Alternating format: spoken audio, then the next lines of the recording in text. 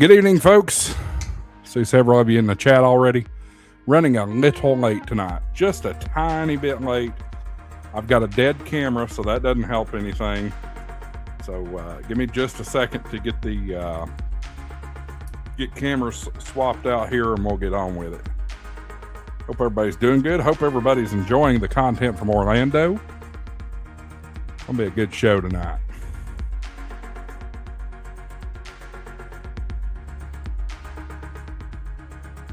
Oh no, this camera's dead too.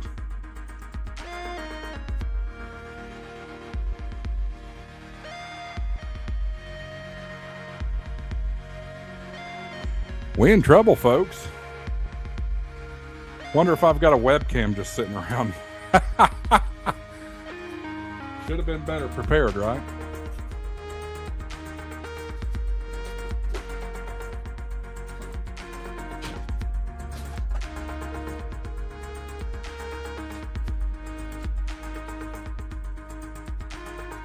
Yep, found a webcam, folks. We'll be with you here in just a few minutes.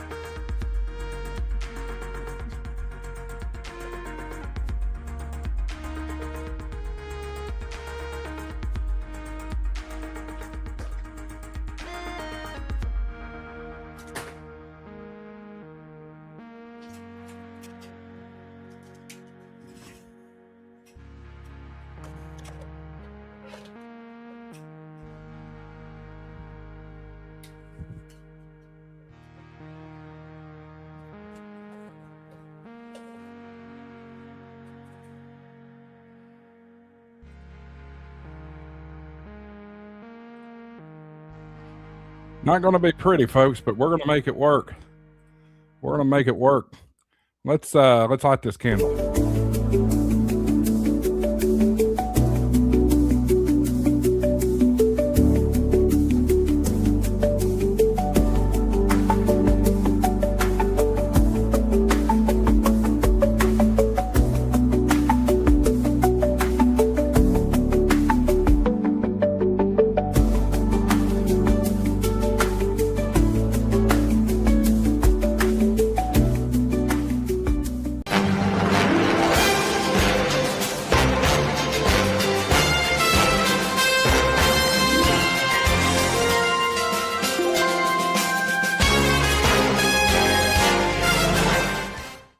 Good evening, folks. I know I'm blown out, and I know that the camera looks like crap, but what happens when you forget to charge your cameras when you come back from Hamcation?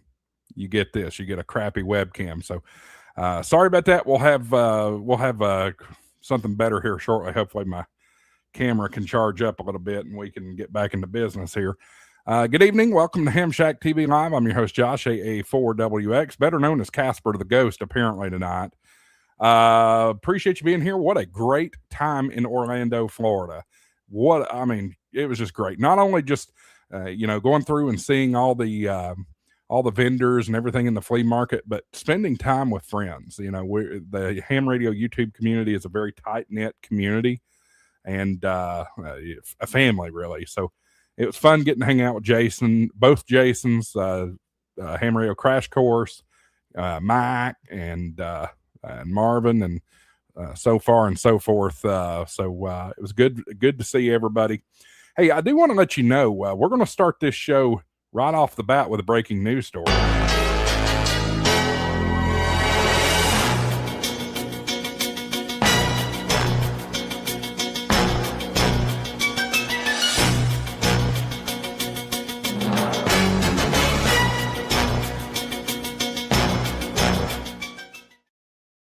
All right, so I received an email from Gigaparts yesterday, and I've teased this in some of the videos, especially from Hamcation, but it's official now.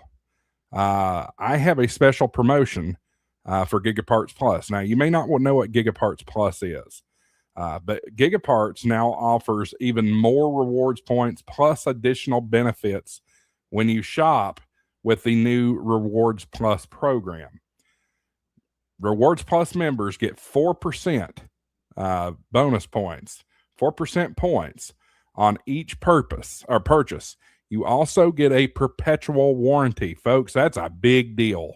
When you're dealing with electronics, perpetual warranty is a huge deal. You get an extended return period, and you get so much more. If you join Gigaparts Rewards Plus today and use my coupon code HamShackTV50, that's HamShackTV50, you're going to get 50% off your first month of Rewards Plus at Gigaparts. It helps support the channel. It helps support Hamshack TV Live, and you'll get 4% rewards points on future purchases automatically at checkout. No need to remember coupon codes after you use the Hamshack TV 50. If you're not interested in Rewards Plus, that's fine. The coupon code Hamshack TV still works for double rewards points and still helps support the channel. So again, if you are interested in Rewards Plus from Gigaparts, go check them out. Hamshack TV 50, Hamshack TV 50 gives you 50% off your first month of Rewards Plus at Gigaparts. We appreciate Gigaparts and their support of Ham Radio, or Hamshack TV, I should say. What did I about to say? Ham Radio Crash Course? I don't know. Anyway, I think y'all are about tired of looking at Casper the Ghost here, so let me bring in the rest of the gang here. We got Dave and Levi and Dealer Dave and Marvin. What's up, fellas? Howdy. How's it going? Made it home. What do you think about Casper the Ghost here tonight with all this? It looks awful. So I'm going to try to charge up the Osmo. That is the last thing I thought about, was charging cameras after all this hoopla down in Florida this past week. So, well, let's start with you, Marvin. You were down in Florida with me. What was your impressions of Hamcation this go around? You know, it's one of those things I always enjoy. Hamcation, I really do. It's a good time. It's that thing. It's that time of year between. It's like midwinter, and you get 3-4 days down in Orlando. You get some warm weather, and you come back, and it feels like the temperatures kind of rise back above that 30-degree level again. And you really start to, like, spring's right around the corner. And it feels like it's coming, right? But the thing is, I've been to Hamcation a number of years, and it is, it's nice to see new vendors. It's good to see people again. I love that aspect of it. I love being there for that. But there's some of the people that are, excluding Michael. Michael's a great chairman of Hamcation. But there's some other people at the gates and other stuff that have a little bit of power-hungry control that makes me a little irritated. It's not my first year experiencing that. And then their astronomical, absorbent prices on food compared to Dayton, Huntsville, other county fairs, everything like that. A burger and a fry should not cost you $20+. I understand maybe $10, $12, but not 20. 3 tacos for $15. That is like, people, we know tacos do not cost that much to make $5 a taco. They're making money hand over fist and taking advantage of people because you don't really have anywhere else to go. And just that is what makes me irritated about Hamcation. And I'm half tempted even to think about writing them and telling them once again. I did that 3 years ago probably, and they said, "Okay, we've heard your voice. We understand. We're going to make it better." And then next year, it was the same damn thing. The prices were just out astronomical and everything. So I think their numbers this year are down a little bit. I tend to think that some of their with the pricing of booths and their pricing of tickets for that, I honestly think Huntsville is getting to be a better show than Orlando, and they're going to start to lose some people. Continue to lose that a little bit. That's my honest opinion about Hamcation. But again, it's just my opinion. So, whatever that's worth, to them, probably nothing, but, it's a good show to go to. Again, it's great to see vendors, great to see new things. It's great to see, new products that when they're released, and there was nothing new outstanding this year at all that really made a difference for that. But, overall, that's kind of what my, initial impression of Hamcation is. And once again, again, it was good to see people, and good to see you, Josh, and good to hang out with the other, YouTube friends as well. So tell us how you really feel. Well, no. In all seriousness, I feel you, and I completely agree. Fortunately, us in the YouTube compound over there, we came prepared, and we ate good all week. But you and I after NARA event went over and got an ice cream cone. Yeah. Folks, where in the world are you paying $13 for a cone of soft serve? Like, seriously. Hamcation. Yeah. Or Disney. I mean, I think they think the Central Florida Fairgrounds is Disney World. It's Disney. Not. Well, here's the other thing. I've lived in Massachusetts. Well, I think it's one of the most expensive states out there. And they have like a couple ice cream shops that weren't far from our house there. And it was one of those things that we could go get a nice, like double homemade fresh ice cream with a double scoop for $5. And they're charging us over $10 to $12 for a what they call it, sugar cone with a soft serve on top is $12. It's like it's just outrageous. So yeah. I'll digress. No, I mean you do raise very good points, and make no bones about it. This was my first foray at Hamcation, right? And I said last night, and Tim graciously brought me on to the kids table last night. That was fun. But I said last night, this show kind of underwhelmed me. It really did. For everybody hyping it up as long as they have, saying that, it's the number 2 largest ham fest in the United States. It's probably number 2 in terms of people, but the number of people that attend. But in terms of quality, I don't think so. I don't think it's there. I mean, you look at like, you had Diamond, you had Comet, Flex, Gold Medal. They took up a whole road just in that one building by themselves. And so if you took them out of there, there's still a whole lot of open space for other vendors. And, you had like NARA, Elecraft, and Ham Radio Prep all shared, the one same site as what Flex Radio did. And, if you really look at it, there really was, there was probably close to 100 vendors there. But I don't, again, I think numbers were down for them this year. And I think some of the vendors were down possibly too. Like I said, I think they're starting to price themselves out of that vendor for what it costs for what you get. I know, someone had, so another thing is someone else, I'm not going to go mention where the company is or anything else, but they paid $500 for an advertisement in what they thought was going to be a magazine to be able to, you get like, you walk in the door and you get a gate and you get a magazine. That tells you, hey, here's where all the booths are, here's where all the forums are, and here's some different advertisements, and maybe an article or two in there, about Hamcation, whatever. And they paid $500 for an advertisement as part of their page. And it's like, well, where's those books at? No one saw them. And there wasn't even like an A-frame or something when you walked in the main building of that east and west building. There wasn't even like a QR code or something for you to download to be able to go, hey, I can find the ham radio or Hamcation guide can be found here. They had no publishing around any of that whatsoever. And you had to download the PDF. Well, come on, people. You have to realize we do have an aging older crowd, and I get that they can use cell phones. I'm not saying, I'm not trying to offend you, Dave. But you guys, there's a few of you that are not much younger than me. We're not. I give you a hard time. But Vaughn brought up a good point talking about the food trucks and stuff. Yeah. What are they being charged to actually come on property? Well, and that's something I was going to bring up too. I kept noticing when I was looking at some of these food trucks, they had some sort of a company name on them, CPT. So sure. I'm wondering if that is a contracted company that is operating those food trucks exclusively. Again, why do they need three food trucks of tacos? Yeah, and 2 food trucks of Philly cheesesteaks, and right.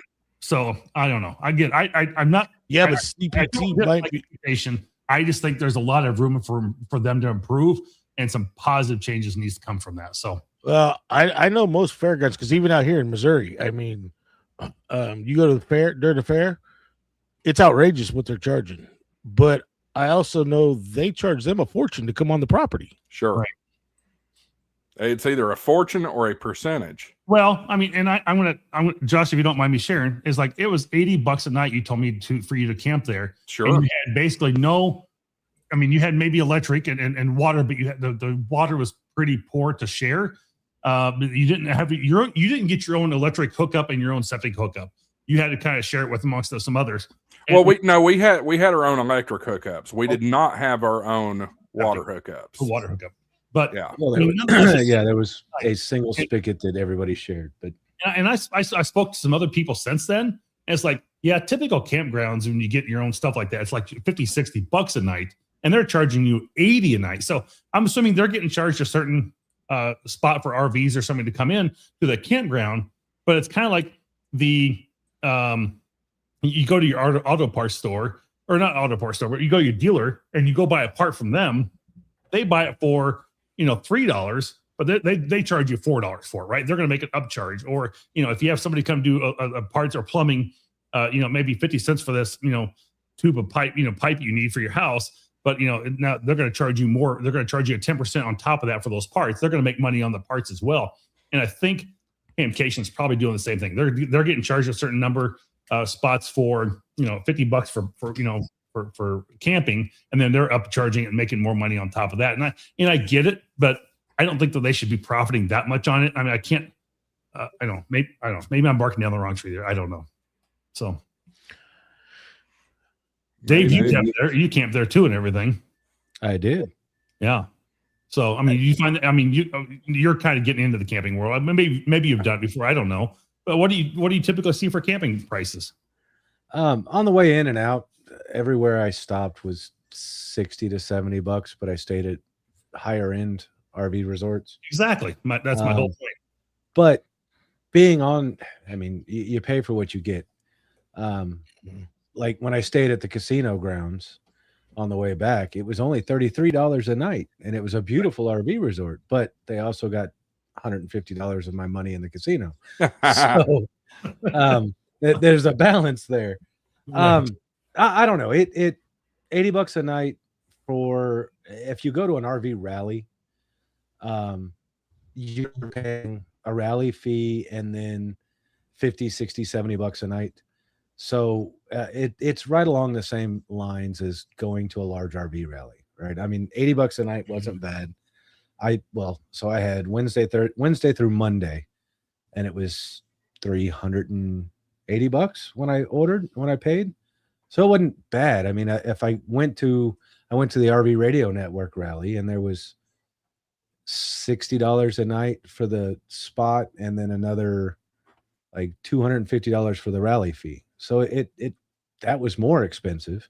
Granted, we had all the hookups, but I don't know. The water was there. And typically when you boondock, you fill up your tank and everybody shares water. So that's not a big deal because everybody was able to fill up their tanks and not have to deal with it. There was plenty of power. The power was clean, and we just didn't have a dump site. So I don't think it was bad for being able to stay on the grounds and part of it, you're paying for the not ambiance, but we were all together, and you're kind of paying for that. Right. And I had a blast. So I was really glad I stayed on the grounds. I enjoy it. I just don't think it was, I just think like they were a little high, but I see one wrote, or maybe Joy, either one wrote this, the sales were down also. And I think the same thing. I looked around, I was like, I didn't see a lot of people carrying, radios out and carrying, big ticket items. They were buying connectors or a cable and little things here and there, but a handful of things disappeared from the swap tables out in the tailgating area.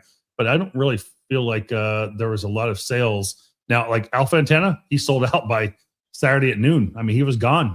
Gone. Spool Antenna sold out by Saturday, probably at or maybe even it was Friday they were gone, and then they had a few more on Saturday morning. But just gone. They sold out their stuff, but there wasn't very many of those that had that happen. And so, sounds like somebody else we know. Yeah, well, Dave sold out fast. I sold out on Friday. So I don't know that was necessarily the Hamfest itself. The economy's not what everybody thinks it is. I think it's the same here. Yeah, I think it's just the economy right now. So I think people are on their money.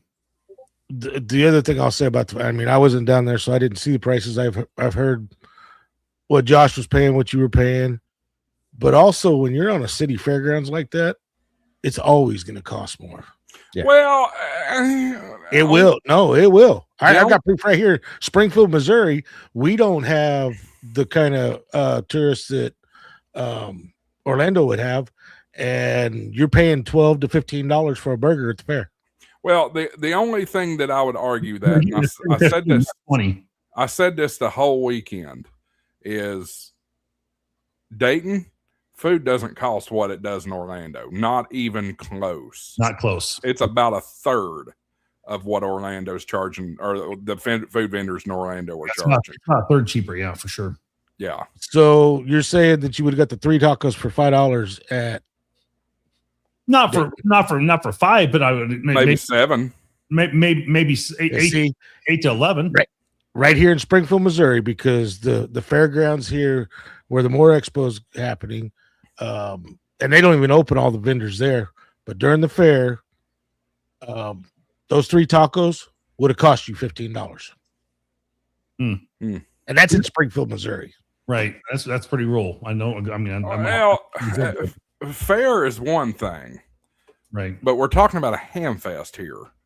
It's a little different. They expect it's different, but it's not at the same time. You're kind of expected, if you're bringing the family to the fair, you're kind of expected that you're going to spend a fortune in tickets and food and all this stuff. Right. Whereas the ham fest really should be conditioned.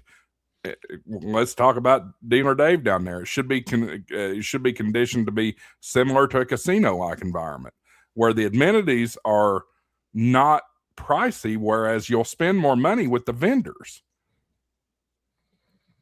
I'm just saying. What do you think, Dave? Either one. Yeah, I don't know. I can't disagree on that. My big experience is a big fair type thing. So San Antonio Rodeo, you're going to spend $12 for a beer. You're going to spend $20 for a burger and fries. It's just given. But I guess my point is, we're not seeing this at Dayton. We're not seeing it at Huntsville. You're not seeing it at some of these other places like Pacificon. You're not getting some of those other bigger ones. Yeah. I'm not talking about your little club ham fest you might have, but you're not getting all those peoples and vendors there either. But you're not seeing this at other places. Why are they getting? I mean, you can't tell me it's because it's Orlando. I don't believe it for one moment. That just because it's Orlando, it's gonna be higher prices. I went out to a restaurant on Thursday night. We had tacos. They were $3.25 a piece, and they were phenomenal tacos, and they were huge, and they filled me up. But it was $3.25 a piece, so that's fine. I paid $10 for it total. No big deal. But I just don't expect to pay 15 to 20 for Okay, stuff. $3.25. There's going to be a lot more in a regular restaurant. Their cost is lower than running. People think a food truck's cheap to run. They're not actually as cheap to run as everybody thinks. No, they're not. I mean, I'm looking into one myself, but so you're looking at $3.25 at a restaurant that's open all the time versus $5 for something that's probably not open all the time. Sure. And let me grab this real quick. I see Mike KE9DSK. What's up, all? Josh, your lighting is horrible. Yes, I was Casper the Ghost for a minute, but I finally got enough of a charge on this my Sony camera to use it as a webcam. I was using this old junky webcam, and so it was all overexposed and everything. But we're here. Hopefully, the camera holds up for the rest of the stream. But it's just what you got there. That's what you need for your Pocket 3. And I put the link in the private chat. Oh, that's a bigger battery than what I've got. That's a 5,000 milliamp hour battery for it. Oh, wow. You can actually use it as a brick to charge other things with. Yeah, you can with this too. This is the expanded battery specifically sold by DJI. I bought the what is it called? The More pack. Yeah, it's like 1,700. Yeah. Does that have the little screw in thing on the bottom? The quarter 20. I can't tell. I guess it does. Looks like it does. It yeah. does. It's plastic. Yeah, I'll look into It actually comes when you buy the battery. Like I said, I dropped the link in the private chat. Oh, cool. I see that now. So, I mean, It comes with its own little tabletop tripod. Oh yeah. I mean, but back on the food, there's a lot of good, and we haven't acknowledged the chat just yet here tonight, but KF8CGJ says most food trucks are side money. That's true. Some of them are people's real jobs, though. They travel all over the state or whatever to make those events. But WFT Radio says there's also a convenience fee aspect. I can see that. I can totally see that. We're not talking, folks, that we think, and I think I can speak for Marvin here. We're not talking we want dollar menu pulled up over there, but $20. There goes the battery. $20. I'll go back to the webcam in a minute. $20 for a freaking sandwich is ridiculous. Hey Josh, it was like $25 a couple years ago. It cost my wife and I $53 to get a burger and a fry, and that was like in 2022 probably. So they've came down a little bit in prices, but they're still not where they should be. But my whole point was with Hamcation and overall in general, and I'm talking about generally speaking, I'm not talking about just food trucks. I'm talking about their ticket prices, their booth prices, and things like that, where someone expected to see a magazine ad and they end up with it as a PDF download that nobody, I don't know. I mean, Josh was there, Dave was there. Did you see anywhere about any type of magazine or any type of Hamcation pamphlet of some sort to download or see it?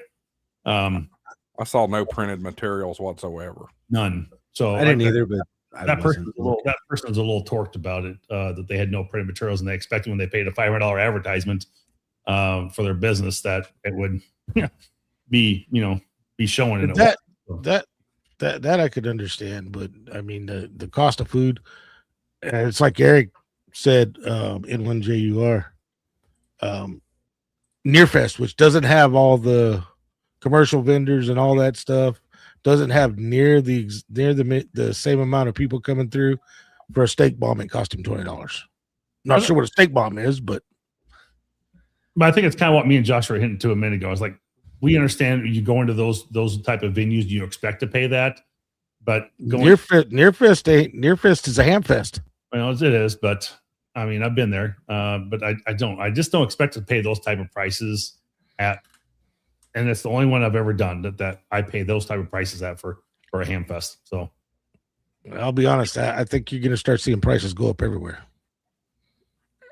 I'll be interested to see what prices look like at Hamvention Hamvention and in Huntsville in August. Folks, I know my camera is not working. I am trying to make adjustments here. So, all right, we'll digress on this. I mean, we spent enough time on it already, but it was just my initial impression. Dave, did you have anything else also about, I know you kind of sold out on Friday as well. Any other thing else about Hamcation? Any good summaries? Well, it was a good show for us. Booth was busy constantly, more tech support and help than it was. I mean, because we sold out on Friday, but had a lot of good conversations and a lot of people. I do think attendance was light.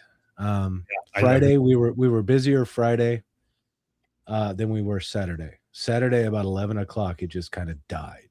Usually it's elbows to elbows in there, and that was not the case in Walk Around this year at all. I mean, it was, you're usually trying to push to the crowd to get through, and you did not have to do that this year at all. So, I didn't get to go outside, see the swaps or any of that. So I was in the booth the entire time, and then it was back to the camper and trying to relax.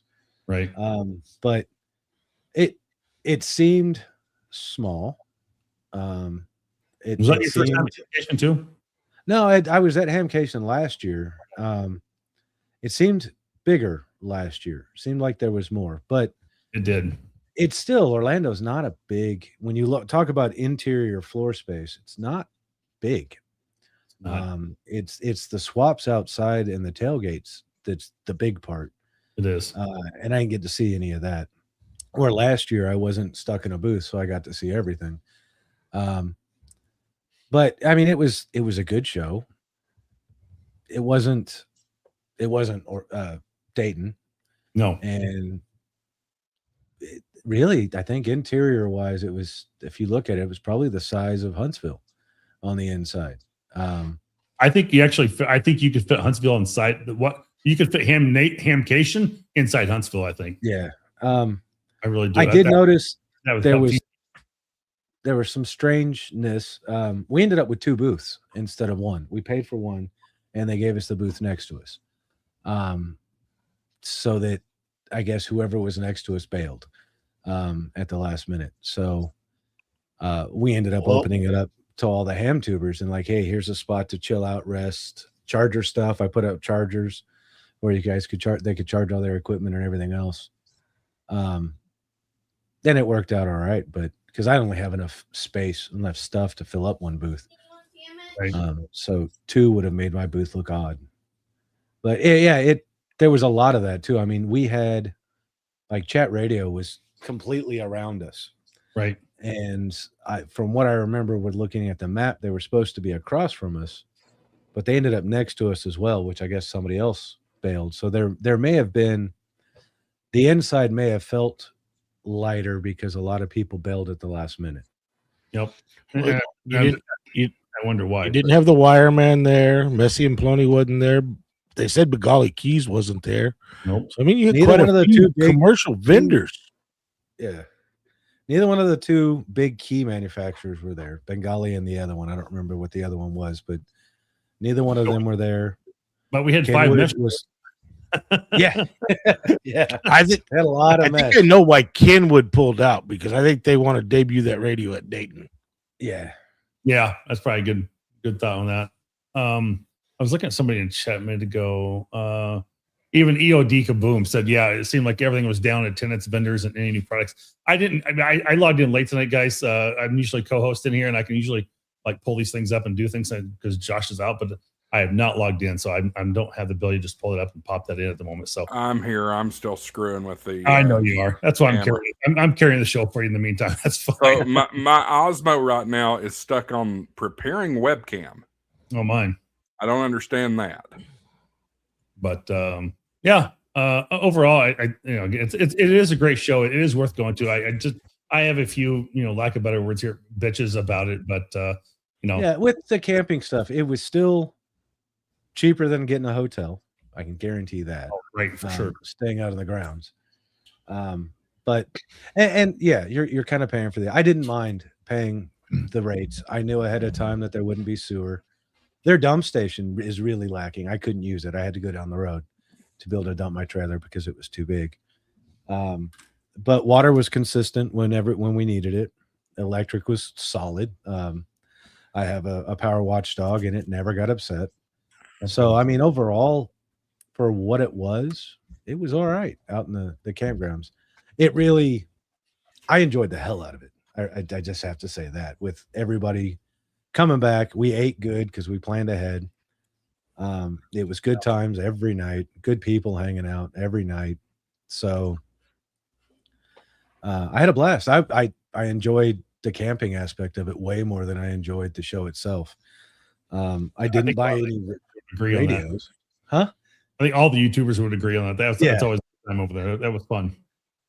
But I have to show off. I bought ham radio adjacent toy. Oh my! Ooh, Yeah, I saw you and Josh arguing over that one.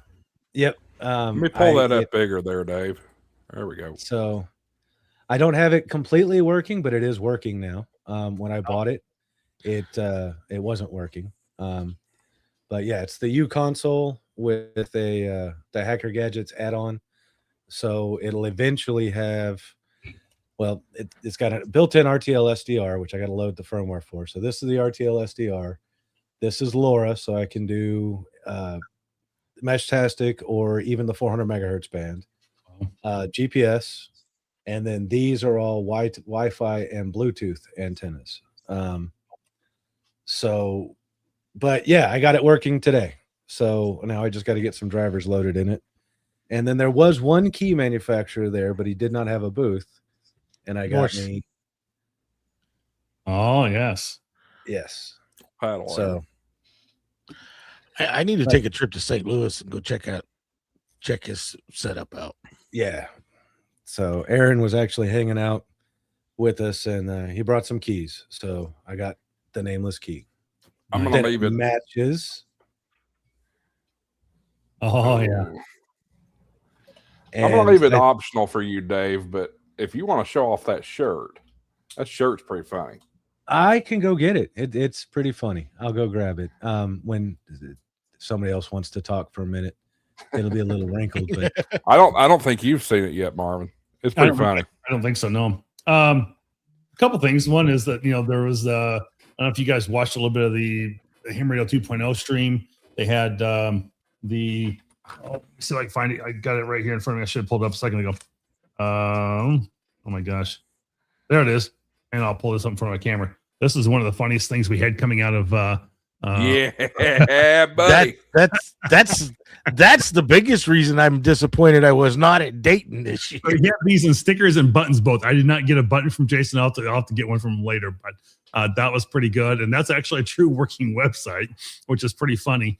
And then I this past week on my way from I left Hamcation on Sunday morning, went home, packed, and on Monday night or it was Monday I started traveling. And Monday evening, I was able to stop over at Mr. K8 KAZ Levi's house, QTH, and got to visit with him and meet him in person. So it was a very good pleasure to be able to have the opportunity to visit his station, see his shack and some of his setup, because we coincidentally really run pretty much the same exact type of equipment, from computers to the mixer to the radios. More alike than we knew. So it was pretty funny. But it was really nice to be able to visit him and spend some time there with him after Hamcation and get to meet him in person. So pleasure was really all mine. So pleasure was mine. It was nice having you here and meeting you. Yes, it was good to meet in person. And we shared some stickers back and forth, and I know I have his offhand here somewhere, but I don't know where they're at right offhand. But there you go. There's mine. So I got yours somewhere. I know I do. And I'm just still putting things together. My truck also had to go to the shop on Wednesday morning, so I cleaned everything out from that, and so everything kind of I had a pile of mail that was coming back, and it was ridiculous. So I had a lot to try and uncover on my desk here and deal with. So, but yeah, it's been good. So Julie made a great point in the comments there that for $20 she could buy a Baofeng. So maybe they start calling them burgers down there Baofeng burgers. Right. Well, no. Levi, she said she could buy a Baofeng and bling it up. That's true. Oh, mercy. That is very true. So Dave mentioned a minute ago, one of the big things that he kept doing more than selling was maintenance, getting people's firmware flashed. So he had a little shirt made. Let's give us a look at that there. You're muted. Oh, you're muted. Muted. most of Friday was flashing devices for the Hamcation firmware. Half of Saturday Saturday morning was flashing people for the Hamcation firmware. Saturday afternoon was flashing devices back, and a little bit on Sunday. So by Saturday midday, I was about done. So I had this shirt made.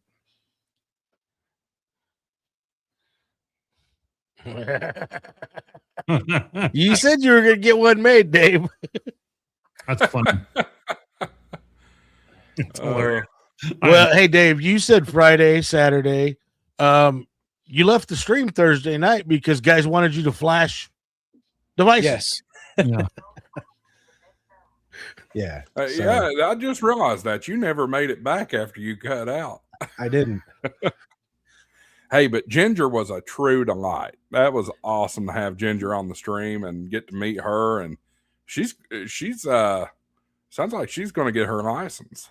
Yeah, she is. And she even went a little bit deeper. She's very techie. Obviously, she comes from the maker world, and she went and roamed the swaps and everything for about 2.5 hours. It was like, look, go explore, learn. She came back with a tube that somebody was giving away for free, which kind of reminded her part of her backstory or whatever is, China is what it is, but her dad was very smart electronics guy. They got pushed out into the farms and was told to become a farmer, right? So while he was out there, he was scavenging stuff to make radios so that he could listen to the radio. And that's how he learned English, is listening to American radio. Well, she remembers from her childhood tubes and stuff from a radio we built. So when she found somebody out there was giving old tubes away for free, probably blown tubes or whatever. So she grabbed one of those. Then she got Arduino for ham radio, which is right up her alley, right? With the makerspace, using Arduino devices to do different things. And she got a book to study for her tech license. And so, yeah, she's on her way. She's going to get her tech and then go from there. So she's in South America somewhere at a conference right now, texting me about people down there wanting to put 3 to 20 watt amplifiers on their Meshtastic devices. So, wow. Yeah, that wouldn't fly in the United States, would it? no, you can only do up to 1 watt, but either way, even at 1 watt, you're screaming to a bunch of people that whisper. So you are going to hit people that will not be able to respond back. You'll never hear them respond back. So, yeah. Tim? Well, folks, we are joined by the man, Gray Man Poda. Tim, we were talking earlier. What was your impressions on Hamcation this year? And get anything cool? It was hammy. We did have some bacon. We had some good bacon. We did. Yeah. Courtesy of 2.0. Jason has proven his worth as a bacon cooker. I mean, hey, we've all got talents, right? And his is cooking up some bacon. But I liked it. We talked about this a little bit last night. I feel like the numbers were down just a little bit from previous years, but still a good show. And I think Marvin asked me the question while you guys were live streaming the other night, and Marvin basically asked me, was what did I want to get out of the show? And I basically pointed behind me to the 20 or 30 people that we had sitting there in the compound hanging out, and that was it right there. That was why I came to Hamcation this year, was to spend time with the people, the camaraderie, the groups of people from all over the country that came together to share a common hobby. That was my goal, and that's what I achieved. You're not lying about that. Among all 3 of the big festivals that now I've been to all 3, that is my favorite aspect of these shows, getting to see people, especially with Orlando in the compound the way it is. Yeah, we've got kind of that going on at Huntsville, but we're still kind of spread out. But yeah, it's so much fun just getting to hang out, prank each other, which there's a prank that no one will ever find out about. It better not see the light of day. But Dave knows what I'm talking about. I think Tim knows what I'm talking about too. I know Marvin wasn't there at that point, but oh goodness, it was a lot of fun. Lot of fun. And not to mention the Tennessee tornado was like an amusement ride at Disney World. That's the first time you've described it like that. Well, that might be going a little too far. Maybe one over at Dollywood. All right, tell a story. Well, there was nothing to tell. I mean, bull hockey. You told the whole dang kids table last night. Well, see, then I'm sure they all heard it last night. But no, so I was the trailer that we were in, the bunkhouse part of the RV, was about 8 feet from the sleeping area of the dummy load, and I'm laying there in bed, and I got my noise canceling headphones in, and I'm actually actively watching a video, and I hear this snoring, and I thought it was somebody there in the bunk room with me, and I pulled one of my hearing aids or earbuds out, and it wasn't anybody in the room. It was the Tennessee tornado in the next RV over. It was rattling the bunkhouse. Yeah. So I'm sorry. I have to laugh. He swears up and down. He swears up and down that his wife tells him he does not snore. And I think one person last night on the kids' table appropriately said it. I think all of our wives tell us that we don't snore very loud. Well, here's the thing. That was on night number 1. And that was the traveling ham. No one else, no one ever said anything about it again. So I was very, very exhausted that night. I may have just been sleeping hard. I don't know. Hey, I did not out you. I did not. I want everybody to know that I did not out Josh. He self-outed himself as the Tennessee tornado. Nobody would have ever known, Josh, if you had not said it was me. Because I knew where the location was. Well, there's other people in Tennessee. It could have been ACK. It could have been ACK. When you explained the distance from trailers, from all the videos, I knew how the compound was set up. Exactly. Well, so it was me, Jason on one side. It was ACK on the end cap. Yeah. Dave and Kyle on the other side. Mm-hmm. That dealer Dave and Kyle on the other side, and then Pota Power had the other end cap. Unless I'm forgetting somebody, I think that's right. Spot on. That was it. And then on the outs on the other side of Jason, John Gendron was there. Oh God, I can't. What is his call sign? It's he's another guy from Tennessee. I think he's from Tennessee. CW is the last 2 letters of his call sign. It's Todd. He was over there. He had the Tajma Todd with him. It was a big giant parked next to the Tajma Dave. Yeah. And then frequency frenzy. Frontiers. Frontier. Yeah. Right. Yeah. I always mess that up. Frequency Frontier Dave from South Carolina. He was on the other side there. And Hector, another gentleman from Tennessee. Yeah. He had he has one of those Mercedes conversion RVs, which is really nice. He's actually he's from California. He retired from California to Tennessee. And we first met him at More Expo. So, but he is a ham radio operator too. So he's been coming to some of the events now. I think he was at Huntsville this past year, and he is planning to be at More Expo again. Yeah, it was a good time. I'm seeing a lot in the chat. I've seen this a few times. Mm-hmm. Folks talking about Rars Fest. Yep. If you're not familiar with Rars Fest, there's a video that's either out or coming out in the next day or two about Rars Fest. Let me see when that is scheduled to post. So Rars Fest is the Raleigh, North Carolina Ham Fest, and I went last year, and I got to tell you, folks, it was a great time. It was a great time. The downfall of that festival, though, is a one-day fest. So it's a little difficult for me to make that trip every year.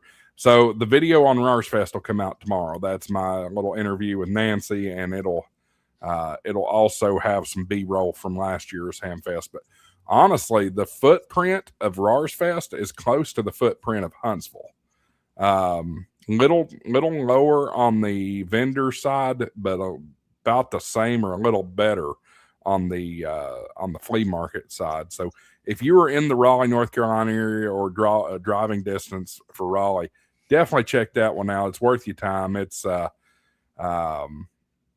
6 hours for me, but it is April the 4th. There's the other downfall this year.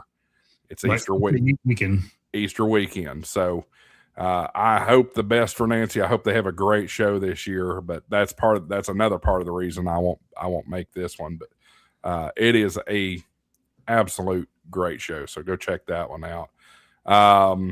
Next couple of stops for me as far as the Hamshack TV Hamfest Tour Fueled by Ham Radio Prep and World Radio League will be Dayton in May, which I think we will see Dealer Dave there, of course. I think Tim, you'll be there. That's a neighbor for you. Yeah. Yes, sir. Marvin, are you going to make it? I will make Dayton. Yes. Yeah. So Dave and Levi, are you planning on trying it? Dayton, I'm trying, but it's still up in the air if I'm gonna make Dayton or not. Yeah. I've got tickets and got plans, and as long as work don't mess it up, I'll be there. Yeah.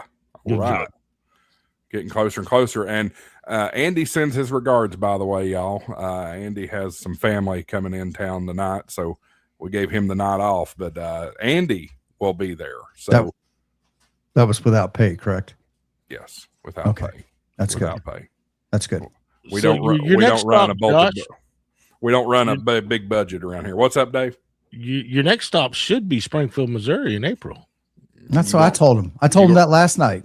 Y'all going to fuel the dummy load to pull over there? I'll fill up the dummy load. I don't want to know what you'll fill up the dummy load with. That's the thing, because the dummy load takes no gas. Yeah. Yep. So I'll pay for the gas of the dummy load. I can't make any promises, but I'd like to do that next year. I really, really would. I really would. We'll just have to see. And in full transparency to audience and everybody, this is a business, so it's got to be Funding. right. It's got to be funded, and it's got to be right for me to pull off. Well, there's fun. Well, it's not. That's the first. It's not a part of it. one-day show. Well, it's not about that. That's a big haul. That's like Orlando for me, and I am questioning doing whether or not I'm going to do Orlando again next year, because it was a big haul. $150 in gas both ways, and I'll double that for me. yeah, well, yeah, you're up in Indiana, but you ain't pulling something behind you either. Yeah. So I think Yeah, I'm it- sure Dave's finding that out now with that big RV you've got. Yeah, it was about $600 in gas round trip. Mm. Well, when you think about that, if you just add the money up, right? Besides spending the time, flights, what, $450 rental car. Minimum. Yeah. I mean, you are tying up. You're going to spend money one way or another to get there. Yeah. Now I flew last year, and I had to fly over to. I had to fly into Tampa. There was something going on. The flights were just ridiculously high getting into the Orlando area. I rented a vehicle. The vehicle sat there basically from Thursday afternoon through Sunday until I left to go back to the airport. That's part of the reason why I drove this year. That I wanted to hit some of those states along the way for POTA. Mike, Traveling Ham, says that's why he travels slow. And he is a professional RVer. Oh yeah, that my plan for next year is, instead of, I'm so used to taking trips, and now I don't take trips. Yeah. I will head towards Orlando a month or two in advance and go somewhere, like drive for 6 hours, stop, spend 2-3 weeks, 4 weeks somewhere, then drive 6 hours and stop and spend a month or so there, and just kind of work my way to that. And then from there, work my way, up towards Dayton, and then work my way over towards Huntsville, and just kind of stop places in between. Instead of the oh man, by the third day of travel, pulling that thing, I've beat. Oh, I And bet. don't want to see the inside of my truck for a very long time. We lost Marvin there. He'll be back, I'm sure. But yeah, so we'll see how this year goes and how funding and things go, and maybe we'll try to pull it off. Also, I still work full time, and I want to get so much time off, and I don't want to burn all my time off on this. I want to have some family time, be able to do a family vacation if we want to. Bring him with you. That's part of why Dayton's up in the air for me, because taking 2 weeks. The first part of that 2 weeks is for more expo. And then Saturday afternoon, we're starting to head to California. Go spend some time with my oldest daughter and my 3 youngest grandbabies.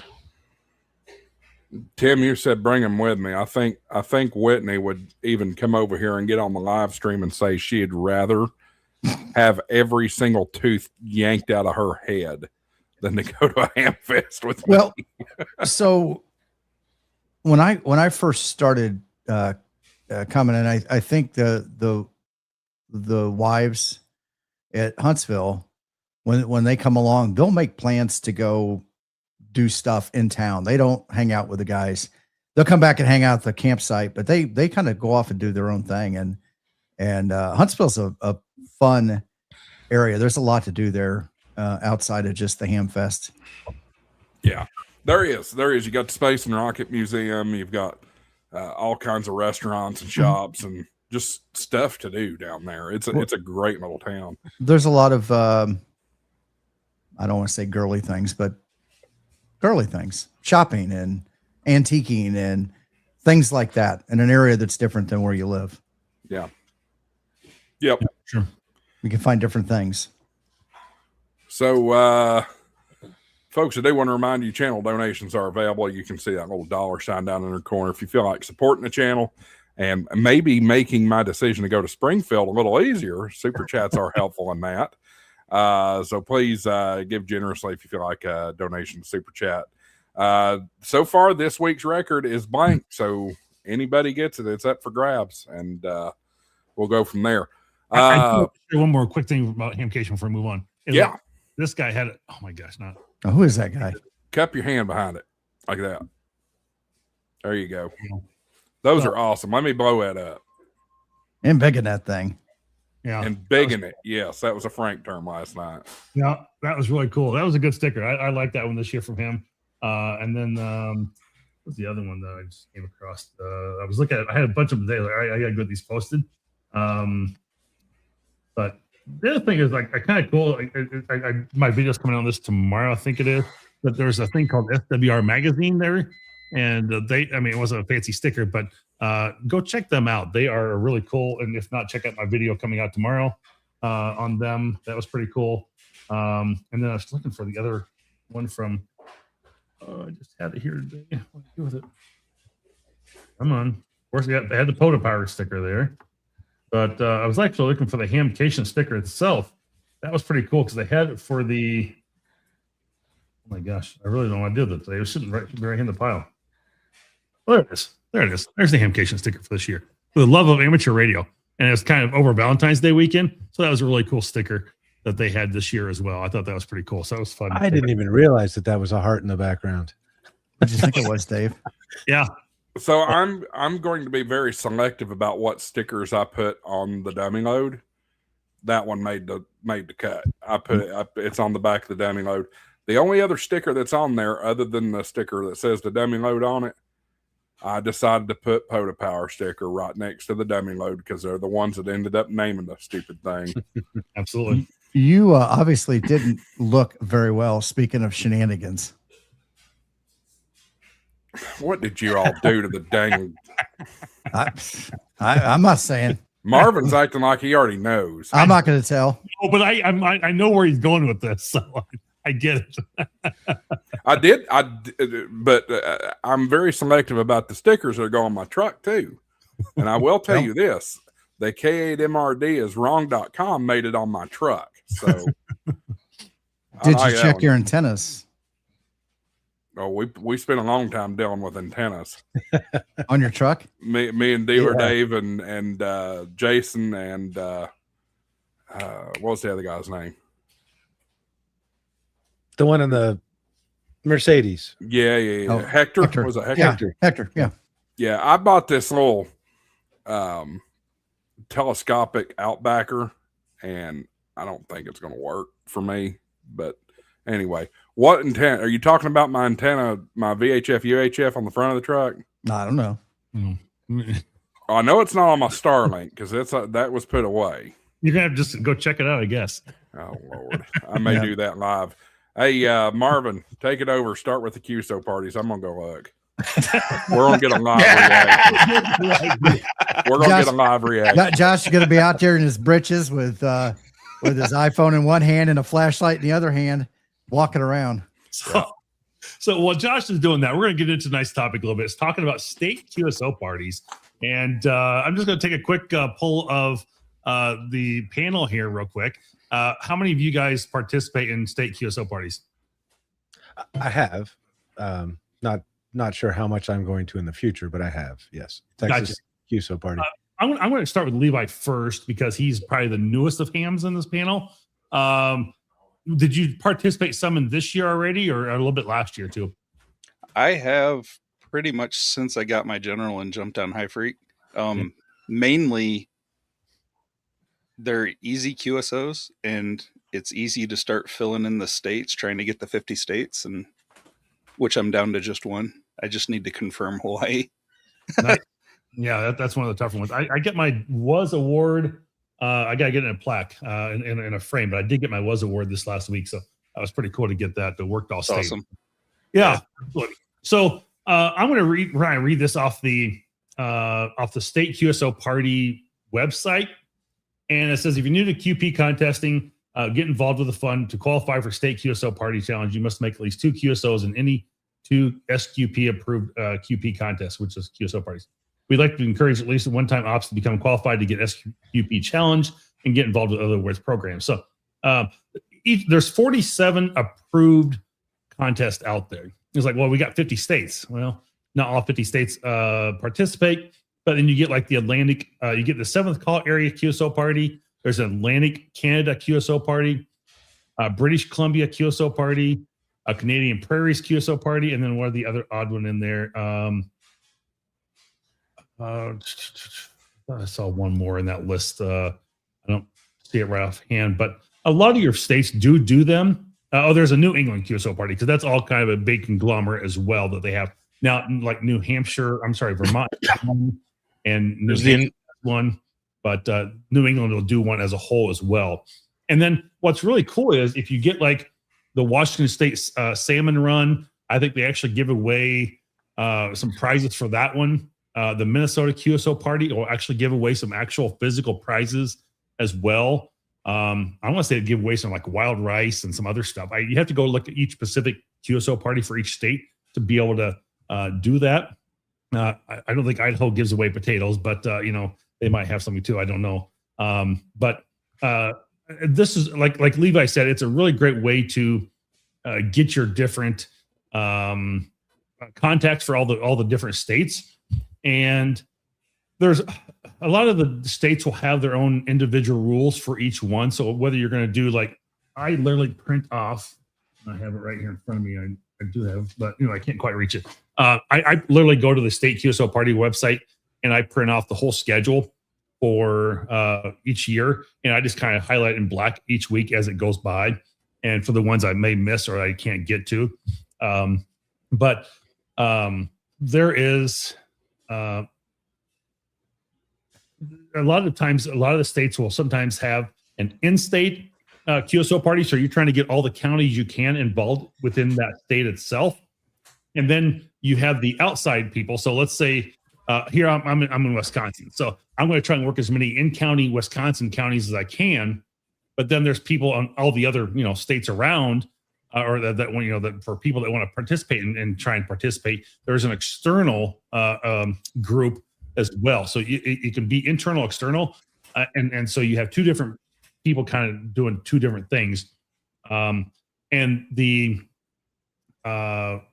there's roving awards. You can do mobile, things like that. So, I know a lot of people go out and just do maybe try and cover 3 or 4 counties as a mobile unit and rove through the different counties and you get different points based on that as well and making contacts. And that's really great when you have a driver and you have somebody just, making contacts as you go. But some people go sit for a while and they'll just move to the next county. But you really, if you do that, you need to go and, really kind of plan your route and know where you're going to go at the same time to be able to be most efficient at that. So you're just not trying to, drive, somewhere randomly. You need to kind of know where you're going to go. Yeah. About 3 years ago, I got to be the driver. Right. Okay. It was a brand new ham and we did a 12 county rove And Wow. man, did he have it planned out. And he was like, we're going to go from this road to this road. We're stopping here for exactly 23 minutes. Yep. And then we're going to move on. And guys chased us all the way across to try and catch all those counties. But it was a blast. It was a very long drive. But yeah, that was a lot of fun. I don't know if I'd do it again because it's tiring. Very tiring. Yeah, but I mean, it does add a significant amount of activity, but it also adds a lot of fun to the QSO part too. Because I did that when I was chasing somebody last year through, I think it was a couple southern Minnesota counties, and you could literally see him go from county to county, and then they stop for a while. They mix a bunch of QSOs, and he's like, "Now, then you catch him in the next county again." And it was fun to chase them along the way. It really was a good time. But you really want to try and target each state or region or county as much as you can, and there is a lot of the loggers will tell you whether you're kind of it will tell you that when you go to like enter FJP, or I don't know if that's a good example, but they will have kind of an internal if you're in state or if you're out of state, it's kind of two different loggers that you need to go for because you're getting different information. But the other thing is you have to know a lot of the, and I'm not finding it offhand, and maybe someone else can tell me where it's at. Maybe you have to go to each Colorado. Let me just pull up like Colorado QSO Party. Maybe you have to go there. So I know a lot of the counties now, or the state QSO parties, have standardized on county abbreviations. That's where I'm going with it. Yeah. So I mean, because there's a lot of common county names across the states. There is. So yeah, they've standardized on that. So that makes that a little bit easier for logging purposes. So let me say this: whatever you did, Tim, did not make it back to Tennessee. That you know about. And who said I did it? Well, you brought it up. So I might have brought it up, but he who smelt it dealt it. No. It's not Smeller's the feller around here, buddy. The Smeller's the feller doctor. I'm just an investigator. It might have been Dave for all you know. He might have hung a mesh-tastic note off your vehicle. You don't know that. I would have already known that by now. In the form of a air freshener. I don't know. You're a mesh core guy now, so could you really tell us? So yeah, you wouldn't see the mesh testing. I have a mesh-tastic device here. Yeah. So there we go. I was able to find like New England QSO Party, for example. You can get a map of the Northeast counties, and then you can see where all of them are.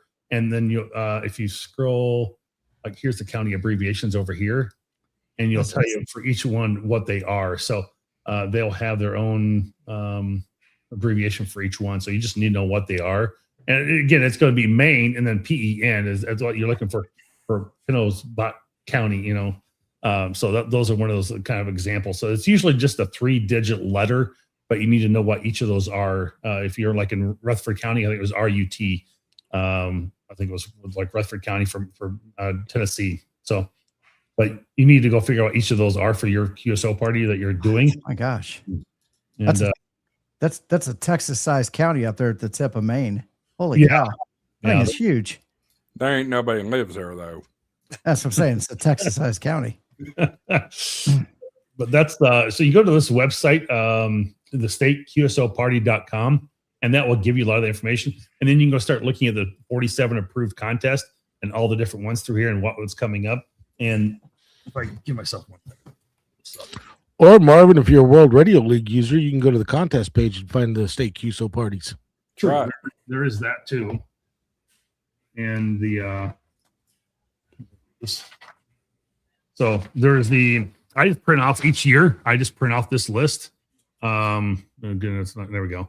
And I just start highlighting them off as they go and as they go down. And they usually run. They start usually about the beginning of February, and then there's kind of this lull at the end of February there where there's nothing for whatever reason for like a month, and then it goes to starts in March, and it's usually I want to say it's almost every weekend between March and this year they're going through the middle of October. So, but there and there's. So the problem is what you run into a lot of the times is like I'm looking at just real quick example is in October 10th. There's the Arizona QSO Party, the Pennsylvania QSO Party, and the South Dakota QSO Party all on that Saturday. And then on Sunday is the Pennsylvania QSO Party.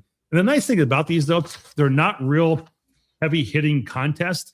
I mean, yeah, people are trying to make as many contacts as they can and whatnot during that time, but they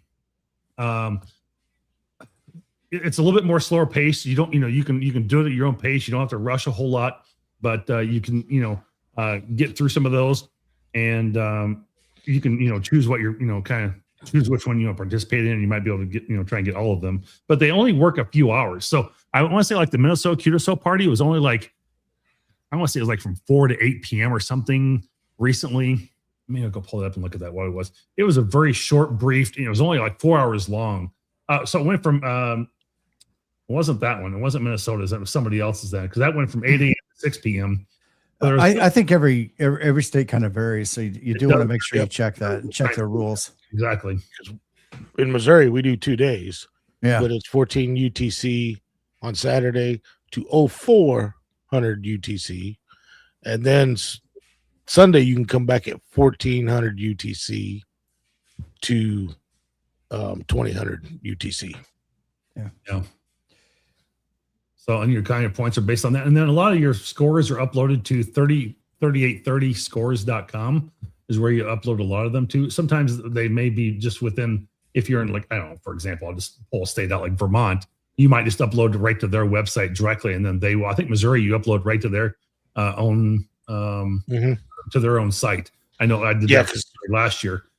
Yep. We do in-state awards, and for people out of state, they get certificates too. Yep.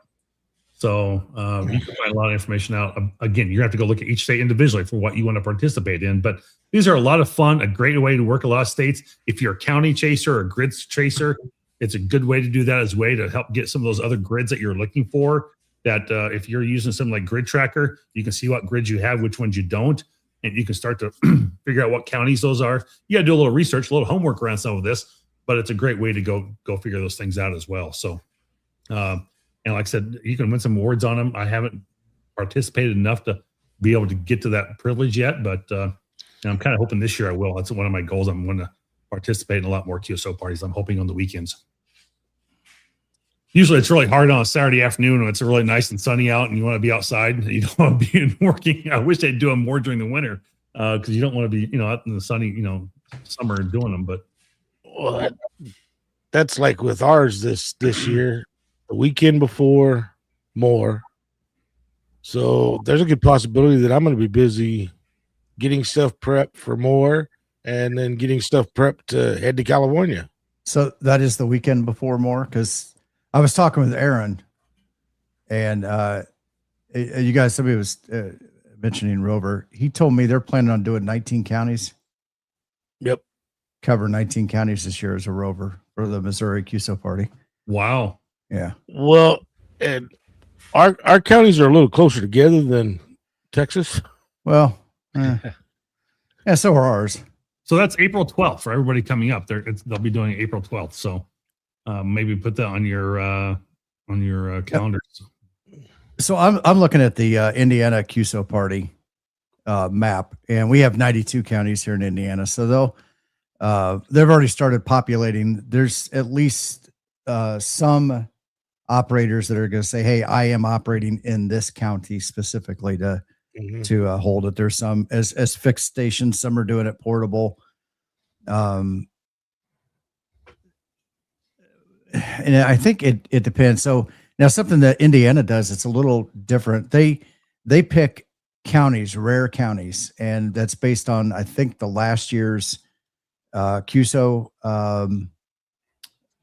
breakdown. Yep. Yes. Yeah. Last year's QSO count. So this year they've got, I think, 9 counties that had very low QSO numbers last year. So those are the rare counties, and you can actually get extra points if you make a contact with somebody in that county. It also encourages in-state operators to maybe operate out of those counties portable, because they'll get more points as an in-state operator. They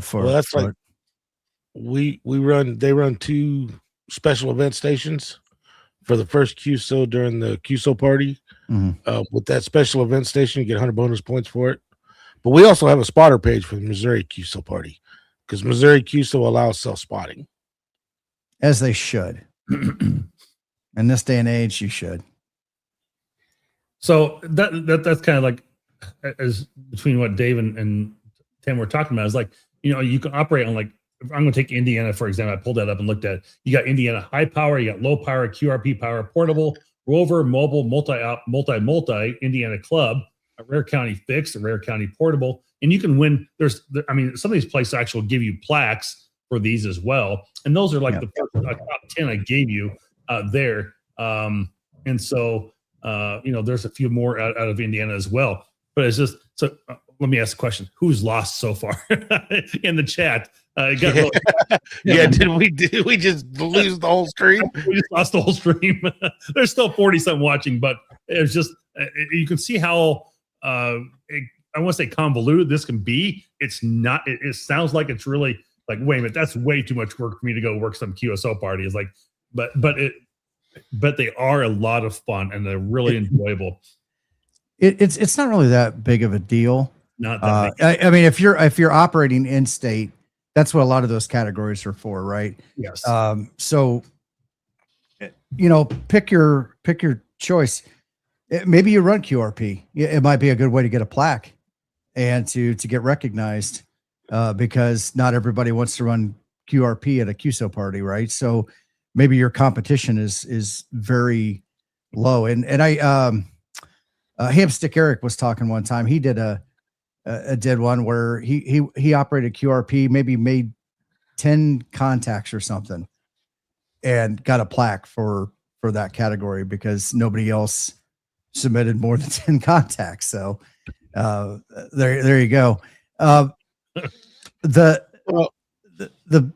big thing is just really just go out and have fun. It is. Enjoy it, right? And you don't have to operate the whole time. It's some people call it a contest, but do it for the fun of it. It's actually it is kind of that, it's really more of a party to have a little fun.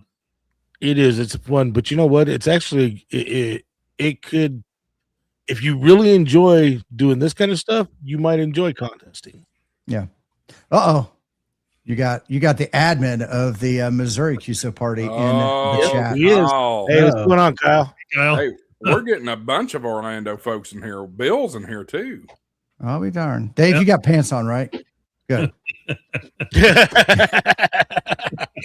What's on below the desk? I'm always afraid when he slides back that we're gonna get a surprise. Well, that's like one of the categories is expedition stations. You can go straddle county lines, but the radio has to split both counties. The station has to split both counties. So you put your antenna on one side and you put your radio on the other, and carry the antenna, carry the coax. I'm just hoping I'm completely ready so I can participate this year. We had something like that. I don't know if they still do it. Down.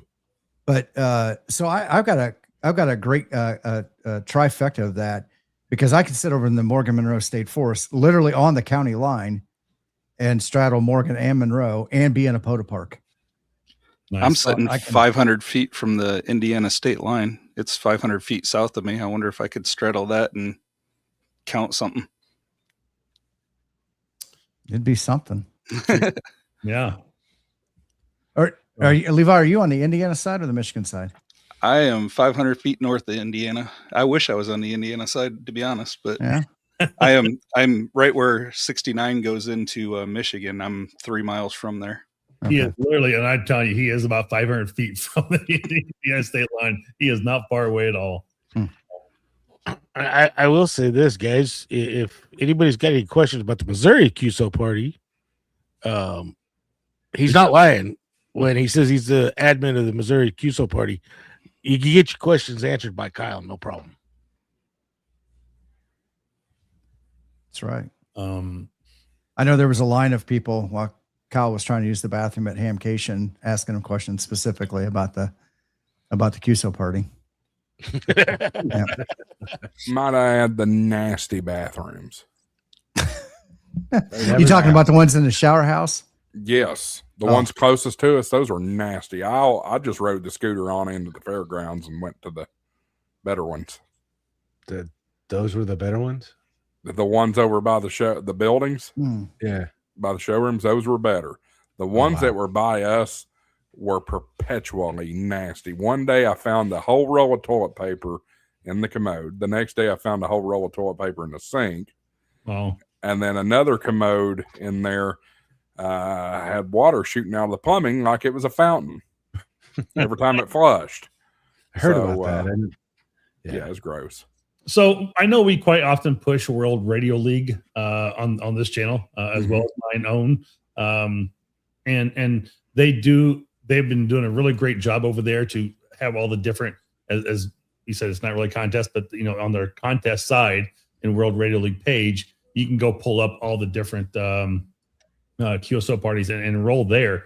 And the thing is, you also have to know what identifier exchange that you're going to have. Some will do, maybe name and county. It might be just county. And I'm trying to think, what does Missouri use? I don't remember it, Dave or Tim, if you guys know what Indiana uses.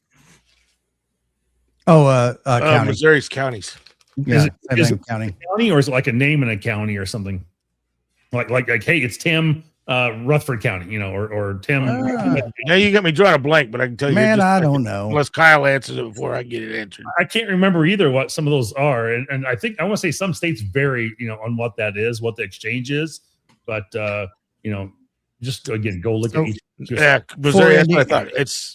It's call sign RST and 300 county code. Yeah. Okay. In Indiana, it is signal report and county code. Actually, we're 5 letters, but what because we might be multiple on the same day, so it's IN and then the 3-digit county. Okay. So it would be IN, MOR for where I live. So yeah, just be aware that you have to know what the specific exchange for each one is. So if you have, like I said a minute ago, where you have in October, and I know there's a couple other that match this as well. I mean, like I want to say like 9/19, you've got Texas, Iowa, New Jersey, New Hampshire, and Washington. Washington State salmon run. All of those are on the 19th of September. And so if you come across those, you need to know for each one what the exchange is for that one, because you're going to have all kinds of people chasing that weekend from Texas to Washington State and New Jersey. So you're going from border to border there. So I will say, Marvin was talking about exchanges. That's one thing I'll say. Missouri QSO Party, we do not have a word salad for an exchange. yeah. I hate that word salad. Hey, yeah. Josh, do you see thing I put up there? Yeah, here we go. There you go. That explains Orlando right there. Yep. If you have to tell people what to put in the toilet, that says a lot. Yep. Can't believe you took a picture of that. But I agree with Kyle in the chat. He said there needs to be a universal state county exchange. So is Missouri doing the same thing where they'll do like MO and then the three letter county name? Or is it just 3-letter county name? I think it's just a 3-letter Just county. a county. Yep, just a county. Yeah. So it would be now non-Missouri give us their state, but no, for Missouri it's just a 3-letter county. Well, in some places you have serial numbers too, which is 001, 002, 003. Right. Yeah. So here's my question though. I'm just thinking about this. And so let's say you got these multiple state QSO parties on the same weekend, and you're working I'll just pull up what was one of those Texas. You're working the Texas QSO party on September 19th, but you also come across New Jersey. As you're making a contact, if you're logging for the Texas and you're trying to go after that one, because you really have to when you're choosing your whatever logger you're at, let's say you're using World Radio League in this example, and you're enrolled in the Texas QSO party, and you come across a New Jersey contact out there. I don't know. Can you put just the New Jersey 3-letter code out there in, or do you just have to put New Jersey as the out of state at that one? So most of your loggers format their templates for that specific contest, right? Because they're validating counties and stuff like that, and tracking points. I think the ones like the 7 QP, where it's the 7 states doing it at the same time, they all have a standardized format. They're actually operating as one QSO party. Right. Probably why there's like 5 characters, state and county name. I'm saying Texas, Iowa, New Jersey all the same weekend, and you're in Texas and you're operating internal, but you end up making contact with a New Jersey station is trying to contact you, and you're making that contact with them because they want that Texas county too. How do you log in New Jersey? Is it just going to log? It would just be out of state. It would be New Jersey. It'd just be New Jersey. Okay, that's what I was thinking. Yeah. If you're operating inside the state of the QSO party outward, you're just going to log it as any other state that you're making the contact with. They would log it as if they're inside the state for their QSO party, and they're however they do. I don't know, but the point is that it's yes. Okay. And if you're out of state and you're working in that state, then you just have to grab that county identifier for each. Yep. But the thing is, here, I think I know where I'm going with this, is that if you're enrolled in the Texas one, but yet you're starting to make some contacts with New Jersey because of propagation or your antenna change direction, whatever, you can't just switch over to, I suppose you could just switch over to the New Jersey log, because you're going to submit that as your Texas log in general. Because if you're in Iowa and you're working the Texas QSO party and you're trying to do that, but yet somehow your beam turns or your propagation is just perfect and you're getting more East Coast for some reason, you start doing New Jersey stuff, you can't really put that into your Texas QSO party log, can you? I mean, are you going to have to switch logs? You would have to switch logs. If I was in Texas working the Texas QSO party and wanted to try and work New Jersey's QSO party, I would have to change logs, because within Texas, once you get New Jersey, you've gotten New Jersey. Right. Yep. There's not in our log, there's not room for counties within New Jersey. It's just New Jersey. Yeah. So that's the problem I was running into last year. Is like there was multiple QSO parties going on a weekend, and then you're starting to get multiple states or multiple locations, and it was becoming confused. Like, I can't just go. I need to go switch logs real quick and do that. And I was using, I want to say Skookum Logger or something else. I don't remember which one right offhand. And it was really kind of confusing and hard to keep track of and follow a little bit. So Kyle made some more comment about 7QP, and NEQP does this at N1MM. Okay. So they probably handle that. I know Sebastian with Polo was starting to make templates. I don't know if all the states QSO parties have found their way in there. N3 FJP also has he has the core program, the logging, and then you can if you buy the suite, he's got all the individual QSO parties set up where you download it and it brings in a specific template for that, does all the tracking specific to it. And it's I think it's the first question is, are you in state or are you out of state? Yep. So if you want to work the New Jersey party from Missouri or something like that, and you want to try to work all the states as an out of state thing, you can track it all in that program. Also, I'm assuming that World Radio League is going to do the same thing, where you've got the option of, are you working in state or out of state? Yeah, I haven't looked at theirs to see. I haven't participated in a QSO party. Well, the QSO parties I've participated in, they were still working on templates. Yeah. It didn't really say in state or out of state, but it basically set the template up like the QSO party. If you were out of state, you're still getting their county, but your exchange, actually they were having problems with that. So maybe it's fixed. I'm going to have to check it out the next QSO party.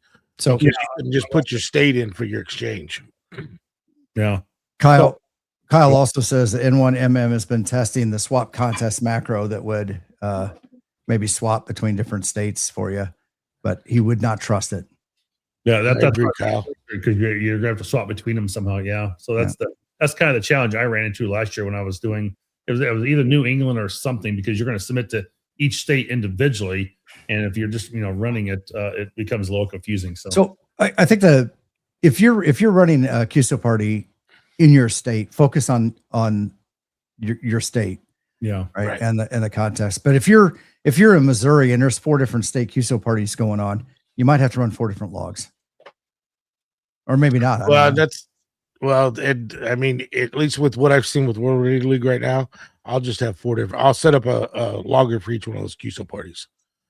Yeah. That way, when I because you're going to submit, you're going to submit each one of those Right. logs to that individual state's Exactly. for scoring. So You may have to set up separate windows and have those available to quickly log into that state individually if you're making contact with them for some reason. So just be aware of that. That's the challenge I ran into last year. I remember having and trying to figure out how I was going to run all that in different ones and log it. It was like, but you're going to in that scenario, you're going to be running search and pounce, right? Since you're not in the state, you're not going to be calling CQ. You're going to be doing search and pounce. So you'll have a bit of time to find that and say, oh, they're in Missouri. Let me get up my Missouri window, or they're in New Jersey. Let me get my New Jersey window going here. yeah. Yeah, because if there was other QSO parties going on the same day as the Missouri QSO party, they're going in my Missouri QSO log. I'm not worried about their QSO parties because I'm just going to use it for my Missouri QSO log. Right. Yeah. You might have to choose between your kids on this one. Sorry, Bobby. Sorry, little Vermont. You're not important to today. Your bigger brother, he's the one that's going to take care of me when I retire. Absolutely. Yeah. Vermont. I played in Vermont QSO party and I got 3 contacts. Oh, there you go. That was the entire. And I was, yeah. Josh looks like he's making eBay purchases right now. No, I'm looking at my contract on the house. Sorry. Obsessed much? A little bit. Yeah. Well, y'all got to think. We've been going. I don't know if I've said this on the air yet, but if anybody's wondering, we now have a deal on both sides of the equation. We have a house and we have this house sold. So now's the fun part. Yeah. I guess this year, Kyle said we're sharing with Georgia and New Mexico.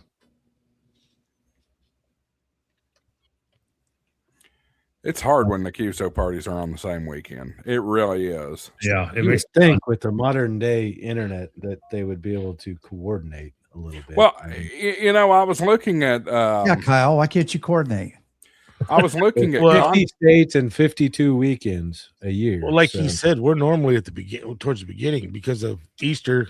They pushed it to the next weekend. Well, I was looking at contestcalendar.com. I don't know how good it is or not, but looking at here, there is nothing going on between November, December, and January. Why can't we spread those out? You know, the ones that are on the same weekend. Holidays. But there ain't no holiday in January except for Martin Luther King Day and New Year's Day. Yeah, there's no reason you can't do some of those. I mean, it really could be spread. Well, wait a minute. You got Winterfield Day. There's some stuff. Nobody does Winterfield Day. You know Nobody. that. No, Nobody does that. I have to mention a couple things here. Since we're going to go to that topic, we're just bring it up for just a second.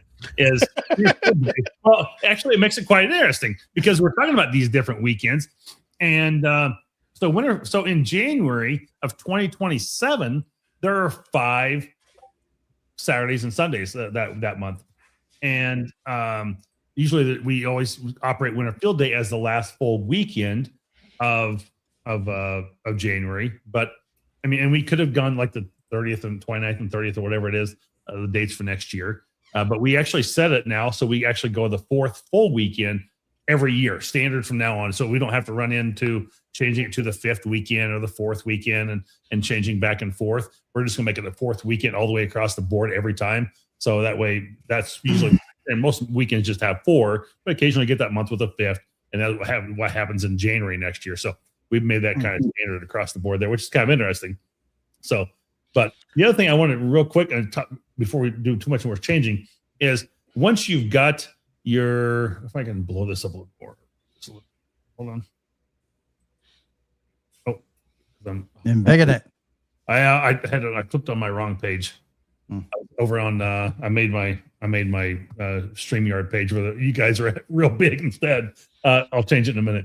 But you get the checklist for completing contest. is know how to export that Cabrillo file. And, sometimes there is some very specific stuff, how they want their Cabrillos in that. Just making sure you have all your information in there. N3FJP and N1M do a really great job in generating Cabrillo files so it's not usually too hard. They usually know what those are, and they have that preset for you. You just have to make sure you have all your information in there accurately, and then know where you're going to submit your log to the contest. Again, that's going to be for each state or each 7th region QSO party, wherever it might be. And then you can enter your results over on 3830 scores. Again, not mandatory, but it kind of you can let others know your scores over there as well, and you can see how well you did. That's kind of an optional type of thing. And then this says export ADF file, but some of them may require an ADF file versus a Cabrillo file, but I think most of them are using Cabrillo. So again, it may be a state-by-state thing. You just have to know what they're asking for. But here's some kind of kind of a checklist to help you out as well with some of that stuff. So you can find a lot of good information over on the StateQSOParty.com webpage for articles, videos, how to do some of the stuff, see the different results for the different years, the leaderboards, get the contest calendar. That's where I printed out that contest calendar PDF. Was over on that webpage. Some different logging software, and let's see they have World Radio League in there. Yep, and so they're doing all of them. N3FJP does 44 of the 48, which is there's only 47 this year. And when MM does all, and DX Log will do some. So, we've said World Radio League several times. I give the man the night off to spend time with family, and there he is. Hello, everybody. How you doing? Is that So it's like Beetlejuice? Is that kind of Mike 3 time? Whenever they get here, I will ditch on you, but we're still waiting on them to arrive. So Fun times. Well, you got some breaking updates you want to share with us? breaking updates. Desktop app is almost ready for us to run through a series of internal tests. After that, it will be ready for beta release. Be very excited. What else do we have? I'm trying to think. It's been a long day, Josh. It's been a very long day. Well, I think. How are you doing? No, I'm kidding. You guys keep finish what you're talking about and come back to me in a minute. Well, I'm glad you're here because I think Tim and some of the guys had some questions about how World Radio League would act. Yeah. Throw any questions at me. With I'm good at is answering questions. It might not be a satisfactory answer, but I can sure answer them. But specifically weekends that have multiple QSO parties, multiple contests. Well, I'm going to throw one out as an example because I just saw this. Mm-hmm. So in May 2nd, you have the 7-call area QSO party. Yeah. Mm-hmm. So that's Arizona, Idaho, Montana, Nevada, Oregon, Utah, Washington, and Wyoming. Then there's the Indiana QSO party, the Delaware QSO party, then also the New England QSO party, which covers Connecticut, Maine, Massachusetts, New Hampshire, Rhode Island, and Vermont.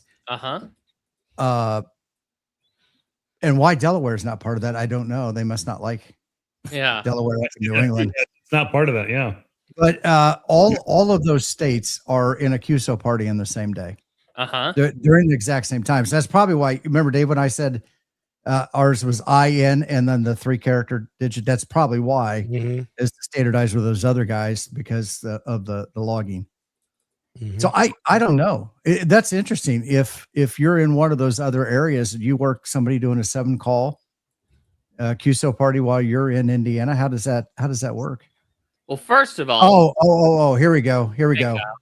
Kyle's got the answer. There we go. He is makes sense. Pick which one you want to be on the leaderboard for and go for it.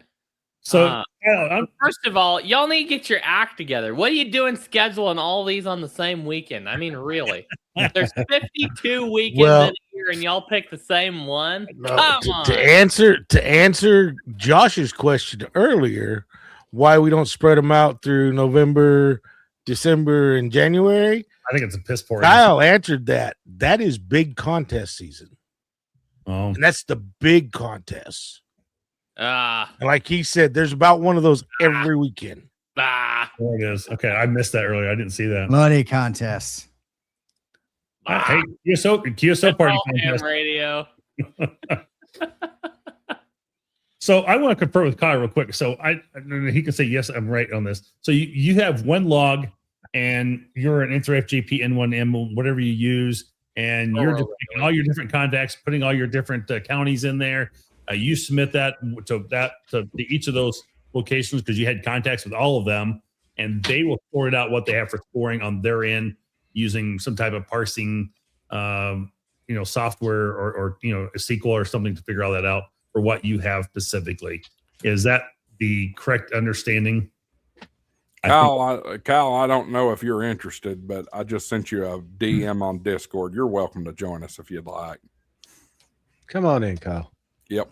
Put your pants on. The water's warm. Maybe because Dave peed in it, but it's warm nonetheless.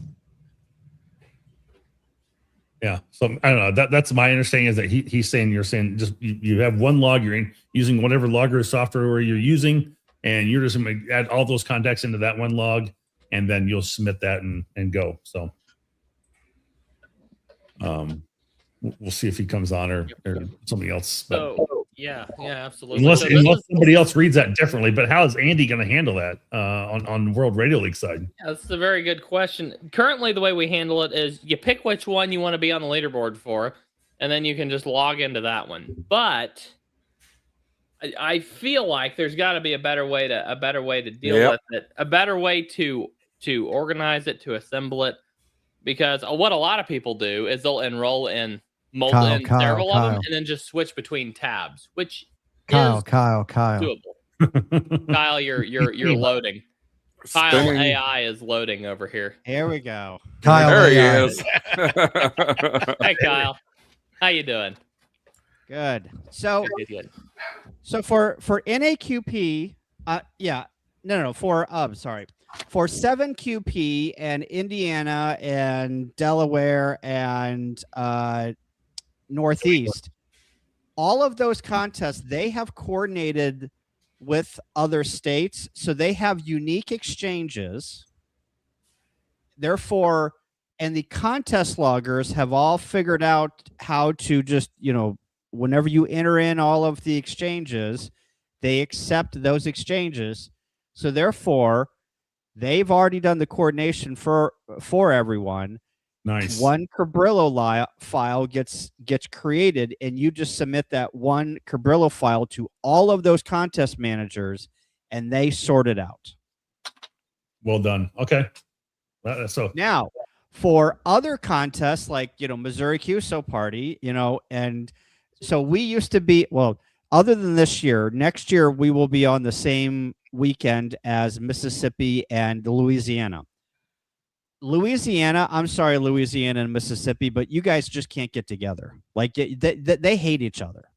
So therefore, whenever I come in as a third party and I have the bigger QSO party of those two, and I try and coordinate with those people, they don't want to have anything to do with me. So I believe that what we need is a universal exchange where we just have, you say your state and your 3-county abbreviator, and you don't care what other QSO parties are happening. You just go ahead and log it, and then let the contest sponsors The voice of sort it sanity out. right there. Voice of sanity, folks. Yep. Listen to him. Listen to him. Therefore, I don't have to talk to Louisiana. I don't have to talk to Mississippi. Send me your file from Mississippi. Send me your file from Louisiana, and I will figure it out. I will do the hard work for you. nice. So it looks like New Mexico is also on the same weekend as the Missouri on the 11th. This year. Yeah. So, Oh, and Georgia. yeah, Georgia's going to be a big one. Georgia is a big QSO party. That is And- big. Yep. And North Dakota. Yeah, this idea of a universal exchange sure makes a lot more sense. But I get the whole, each state has their own QSO party. That makes sense. The fact that they all overlap makes no sense. And if you want to participate in more than one, it becomes very difficult to deal with. But yeah, think I mean, we're all in the same sandbox. Let's just stop throwing sand at each other. Exactly. Kyle. So what kind of, I guess I guess the tough question that comes out of this and is like, how do we get these, 47 entities this year to get on that same page? I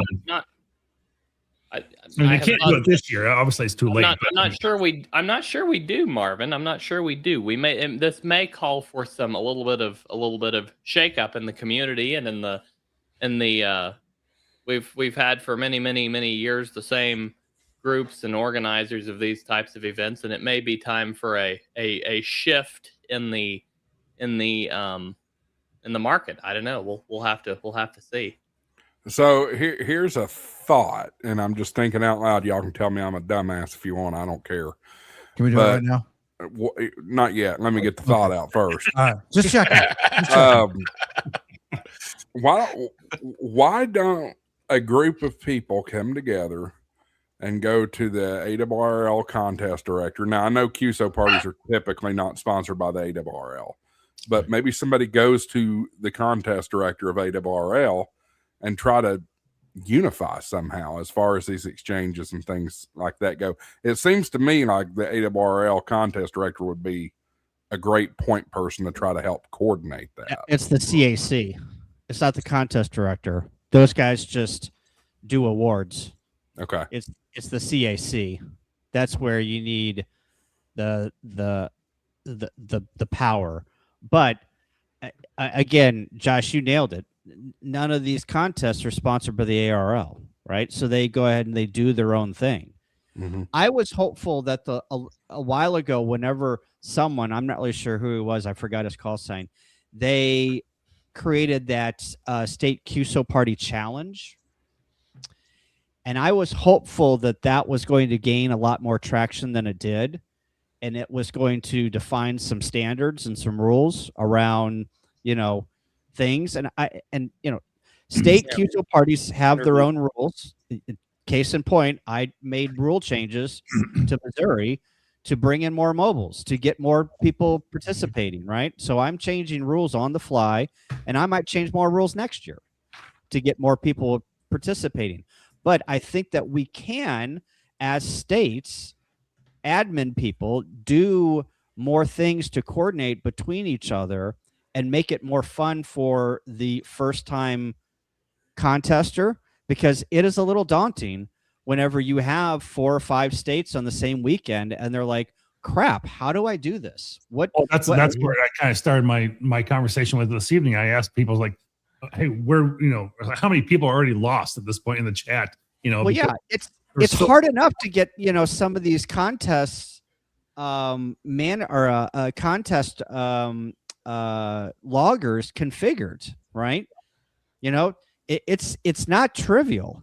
And then you throw on top of that different QSOs parties on different weekends with different exchanges. You've just lost the average or the first time contester. Well, I mean, I'm the president of Winter Field Day, as you know, and we have our there's, I don't know how many different loggers out there. I mean, there's I feel like sometimes hundreds of them. There's not that many, but it feels like it. But you do have the N3FJP version 2.6, and then it has all the way up to like 2.9.1, and people are still using some of the 2.6 software that now they're using 2.9, and you got every other version in between as well. And I mean, and then there's like, I don't see there's a different standards of there's only really one standard of ADAF, but people have their own like interpretation of that sometimes, and that can become very challenging for us on our end when someone calls it I'm trying to think of they may call it a state versus a category or I'm sorry, class, rack section. And, they call it something different, just slightly enough. So when it gets imported into our system, we have to parse it. We have to realize that N3FJP, I'm pulling them out. They don't really do this, but I'm just using them as an example, is that they call it something different than what everybody else is. And so we have to go through and make an exception for that and write something into our parsing on the back end to be able to know what they're using. So so, I mean, the developers have a hard enough time trying to keep all this stuff straight, let alone now they have to go through and do 40 different approved contests and working on their software. If they just had one that does QSO party general across the board, it'd make it really nice. So Josh, the whole configuration, logger configuration, configuring issue. Don't you know some logger somewhere that's kind of maybe taking care of a lot of those issues, and maybe you even have a code you can share for that? Good timing for that, Andy. Good timing. World Radio League, everybody check it out. Got a great video with James there at the Awesome. Hamcation. So check it out. WorldRadioLeague.com. HamShack TV is your coupon. And code. honestly, Kyle mentioned two great concerns there. Number one is setting up the logger, just configuring everything, and the how difficult that can be. And honestly, I think that is being solved by a lot of newcomers to the industry. World Radio League being, of course, one of the More modern. Yeah, exactly. One of the more modern front runners there as far as fixing these just difficult configuration issues. We just make it super simple. You literally go click a button, you're in the contest, and you can start logging. The second issue Kyle mentioned is what do these people do when they've got the logger in front of them set up, but there's like 7 of these things going on at a time, and you turn around on your dial and you have no idea which one any one of those calling stations is from. And I think that's the real issue that's going to take a lot more time to solve. Yeah. I in a perfect world, I want to be able to, if I'm searching and pouncing, right? I'm in Missouri and I hear in a QP 7QP or NEQP or whatever, Indiana, Delaware, all of those ones that are the first weekend of May. And I hear a POTA and I hear somebody, getting on the air for the first time. I want to be able to just put in my logger what I'm hearing, give my exchange, and then export X amount of contacts and send it to those QSO parties and POTA all at the same time. Therefore, I don't have to sort and I don't have to think about it.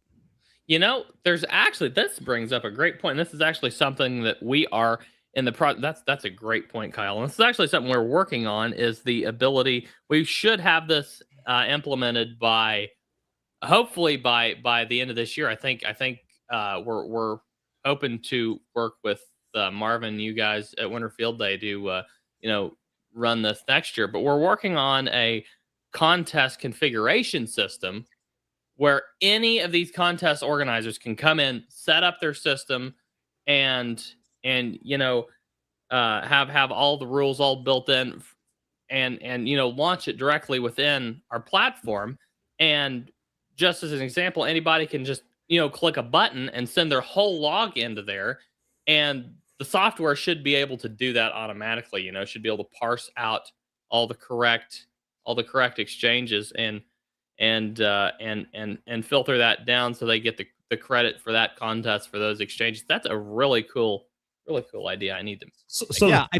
I should be able to literally, like, in 24 hours, in the last 24 hours, I should be able to have some type of sort mechanism where I can go in and it says, oh, you made 30 contacts in Georgia, you made 20 contacts in New Jersey, you made 10 contacts in Indiana, and you made 4 POTA contacts. Do you want me to parse these out into individual Cabrillo files or ADIF files for submission to the sponsors? And you just say yes. So let me ask you this, Kyle. So should that be done? In a perfect world, that would be done. You would just send your complete login to everybody and they would do the parsing.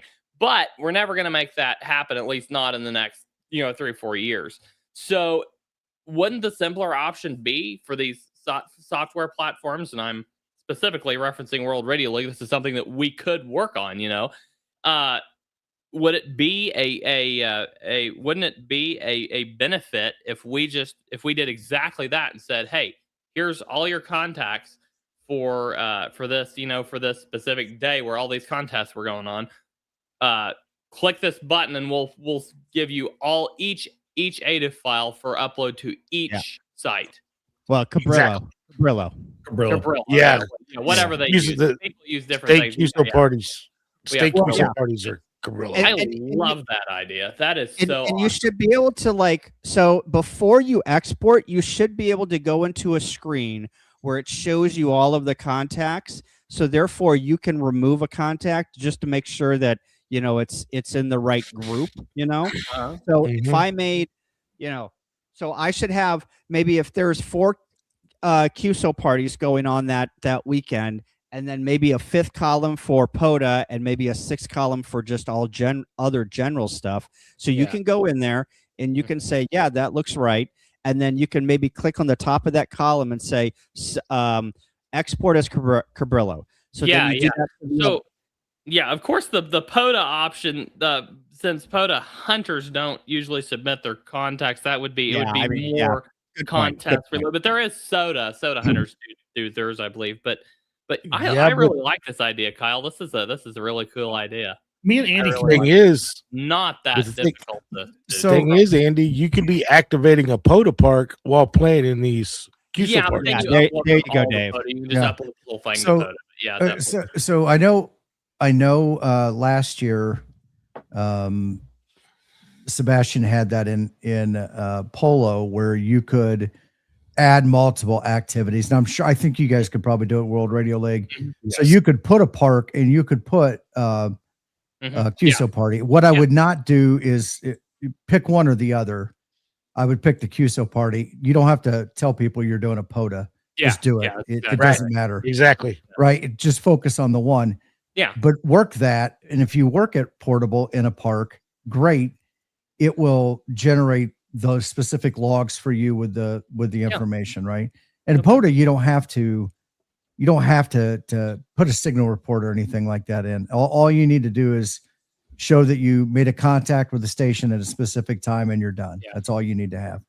So Well, we're- you Well, a lot of times, even if yeah. you go out and you during those QSO parties, if you just say you're doing a POTA, you'll get some that'll ask, "Are you doing the QSO party?" So they can get the exchange for the QSO party. Absolutely. Yeah. I would, if you're in a state that's doing a QSO party, I would focus on that. Yeah, you can't. Oh, I would too, but some You people can- don't. You can log both. I wouldn't spot yourself on the POTA spotting page because then what you're doing is you're creating confusion. And when you're trying to make, no, spot yourself on both. I'd Well, spot myself, yeah, especially in our then state. you 'cause I can get spot that on our one page. person that one person that's worried about the park number that doesn't matter.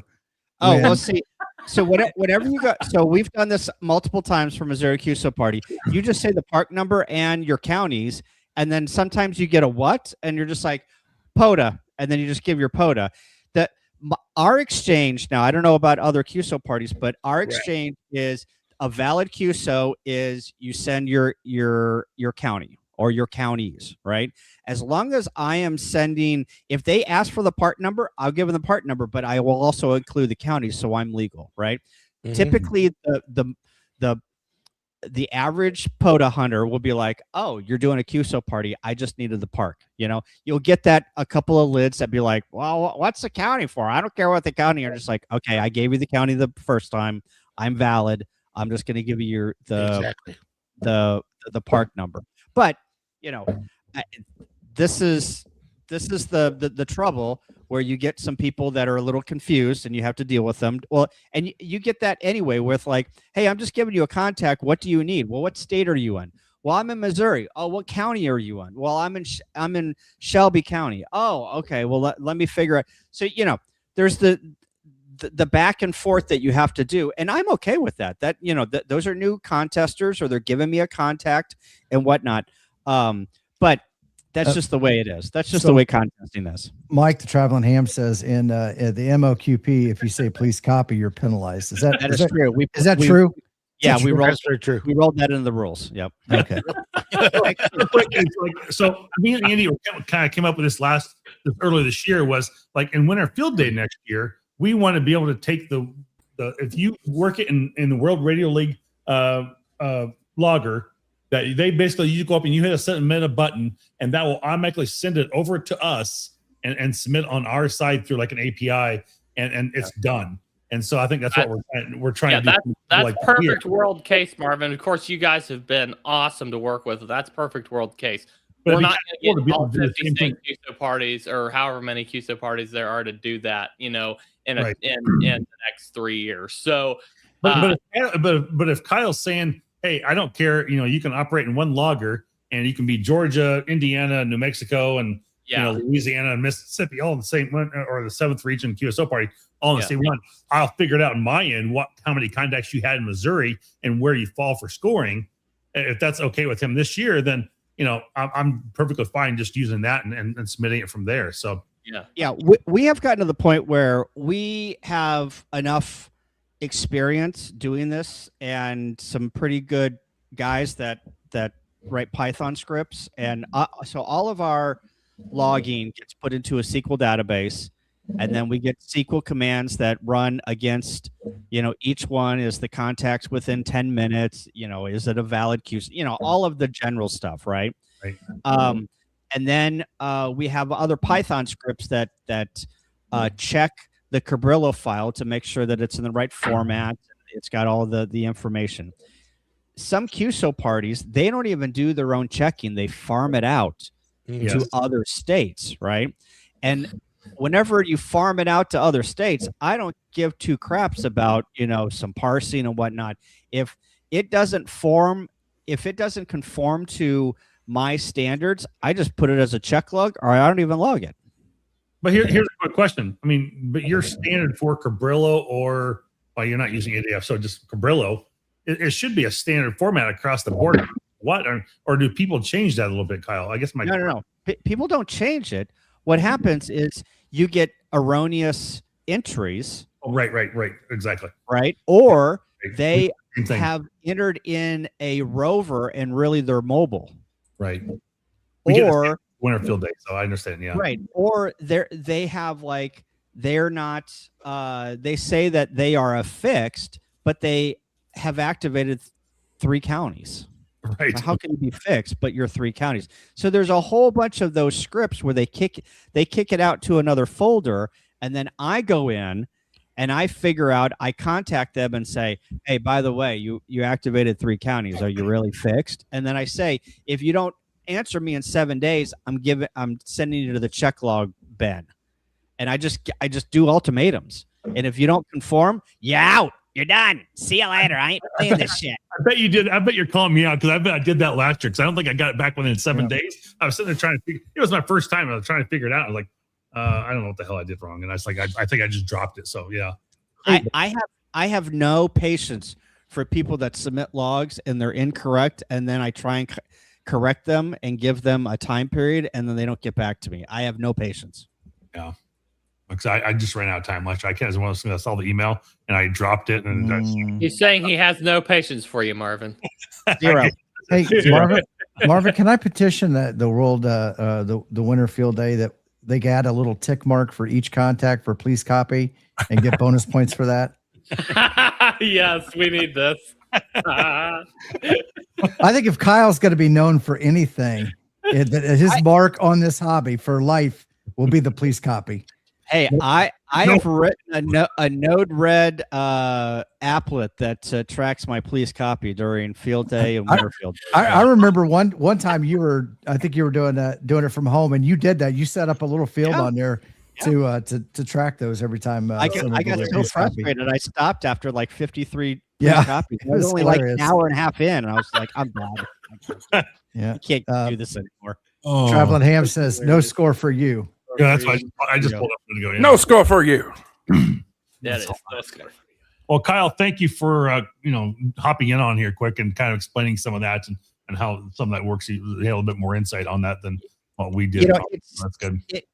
It is all about getting new people. It doesn't even matter if you're a contester. Getting people on the air, getting them radioactive, as in the Traveling Ham says, and getting them just out doing things that maybe are out of their norm, and they want to try it, and they they might try it for an hour and be like, this is not for me. Okay, that's great, as long as you tried it and you figured out. Same thing with maybe I'm going to go out and work mobile during a QSO party. Oh, I figured out mobile's not for me. At least you tried it and tried something new.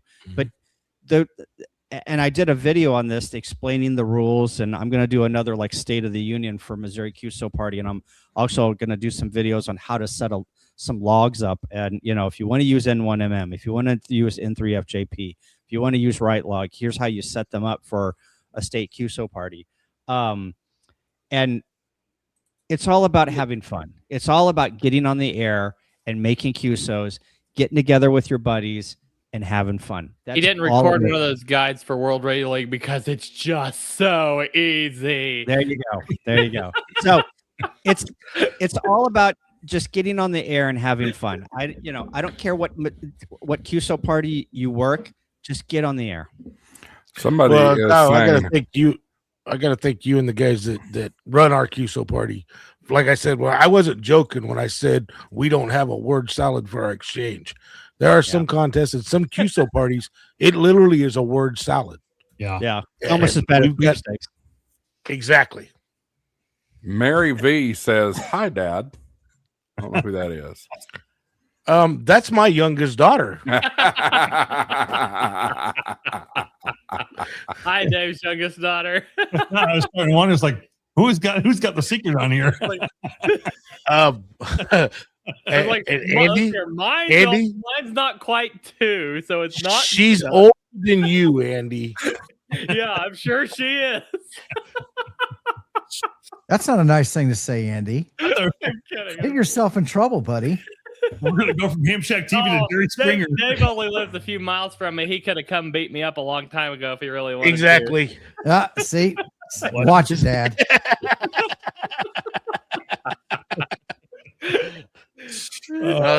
That's my youngest daughter. She's actually the reason I've got the new extra edge camera she sent to me. Oh, nice. And guys, if you can't afford an Osmo Action, go buy the extra. It is the identical camera with just a different badge on it, and I truly believe it's DJI's. But I didn't say that. It's the extra edge, extra action edge. camera. Okay. Yep. Hmm. They've actually got. It's called the Muse. Looks identical to the Pocket 3. I have a theory because back when they were trying to get those things with the drones, I think DJI was putting their products out under multiple brands to flood the market. That is a This very one? common theory. It's going across the internet quite here, a bit. Yeah. The extra company. Do you know where that company's based out of? Indiana. It's a Delaware corporation. Well, of course it is. Everything's a Delaware. Yeah, everything's corporation. Delaware, right? And they can not do that Tesla. and not have a physical location there. And they're actually yes. I'm not gonna answer that one because my other two daughters could be watching that.